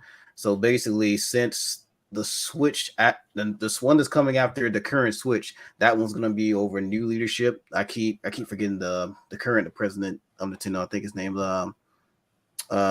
Futuro, if I'm remembering correctly. Whatever, but the new person who's over it now, they were saying there might be some changes going on later, so they're trying to think, all right, since a lot of the framework from the original Switch was stuff that Satoru Iwata did before he passed away, is some of the new stuff that's going to be in the Switch, is that going to be comparable, if not backwards compatible, with the newer stuff? Because they might make it to where it's not backwards compatible, at least physically, and then how the new games is going to be like its own thing, because Nintendo Online, that's here to stay for the most part. So all that is going to transfer over for the most part. But in terms of like physical games, a lot of people are speculating that it may or may not have room to do any backwards compatibility, which would suck, because I got over 120 something Switch games physically in my library. It wouldn't make no sense to do that. But then again, this is Nintendo. They aren't afraid to sunset one of their older systems, and then when the new system come out, it's not compatible with the older stuff, because they're in a business to make money. So if it makes financial sense for them to abandon the old hardware, move on with this new hardware, they will do that. A lot of people are hoping they don't because, like I was saying before, a lot of people like this Nintendo system. I'll probably say is the most money that people have ever invested into, especially like a digital library. So that would be pretty sucky for them to say, all right, you spent 7 years almost down there with the system. You gotta buy everything all over again, like you've been doing the past couple of generations. So it's all out. It's all out. So yeah, just go ahead and get them pockets and the bank accounts ready for a good ramming because we're gonna give it to y'all again. Gotcha, bitch. It's all you thought it was gonna be backwards compatibility. Gotcha, motherfuckers. And when they're like game blouses. Oh no. Nintendo. Oh man, Nintendo. Well, what you gonna do? Yeah. You know what you're gonna do? Gonna buy it. You're That's gonna not buy gonna it. happen. You're gonna buy it. That's not happening. Especially when they show like probably Tears of the Kingdom. Oh, it has a little bit more frame rate on it and a little bit more resolution. Ooh, I want that. Yeah, don't let them talk about 4K. Don't let them dare say anything about 4K. It's going to be a wrap after that. It's like, oh, that screen is a 4K screen. Oh my goodness, I gotta get it now. I can't believe it. Oh, and there's a limited edition Zelda version. Oh, I gotta have it now. I got to have that. Oh, what do you mean? There's different variations. There's a Mario and Zelda bundle. Oh, wait a minute, and a Donkey Kong. Say no less. 600. Shit, I'll sell my liver right now. Where is it? Oh, you didn't know next month Pokemon was coming out too? It's gonna have to be some. I mean, whatever the new successor after the Switch. I mean, I'm gonna buy it. We all here gonna buy it. It is one, and what it's gonna do. You know, if it's not backwards compatible, people are gonna complain and cry about 2 months, and then they're gonna be over it. It's almost like a Taco Bell menu. People get mad when the Taco Bell menu change. 2 weeks later, here's new burrito. Hey, we love Taco Bell again. You know, my goodness. It's so wild. It's so crazy. But guys, we got to start winding down. I want to thank y'all for joining us for this 2.5 hours because your boy got to get some sleep. I got to get a plane early in the morning, going to Portland, doing make some content, looking to finish the Nintendo 3DS set. But I want to thank Retro Neo Ness and A Omega. Retro Neo Ness, please tell everybody where you're located at. Hey, appreciate it. Neo Ness here. You can find me IG Retro Neo Ness. You can also find me on Retro Neo Ness on YouTube. I have a YouTube page. Finding old retro games, Neo Geo content. I also have a podcast with Zelda Hat Guy, and it's called Saved by the Game. It's a pre-recorded podcast. We just talk about games and we had to get him on sometime. Yeah, we got to get him on. He's a wealth of knowledge. He's taught me a lot over the years. So he's nice. Definitely a big time gamer for sure. He's got a full NES set, missing stadium events. So he's got a lot of games. I think everybody's missing that. But Mega, what's up, bro? Yes, sir. You can catch me on YouTube. Got 2 new videos dropped. Well, 1 new video dropping this week and another one coming next week. So look forward to that. YouTube, Twitter, IG, all the same handle. And my content pretty much revolves around gaming news, reviews, and tech previews and stuff like that with a comedic twist because that's my personality. I just love making this type of content and just making people laugh. So that's what I'm all about. But yeah, great having everybody here. This was a good one. And yeah, much love and respect to y'all. And guys, I am Mr. Right Way. You know to find me everywhere on YouTube, especially YouTube main platform, Mr. Right Way. On Twitter, if you haven't followed me, Steve Wright Jr. On Instagram, Mr. Right Way _, because I can't get that person to give me that name. And on Twitter too, you ain't using it. Give it to me. Well, thank you so much. Like I said, this podcast is all about games and life and fun. That's what we like to do. And I want to say thank you so much. And always remember to do it right way. See y'all, people.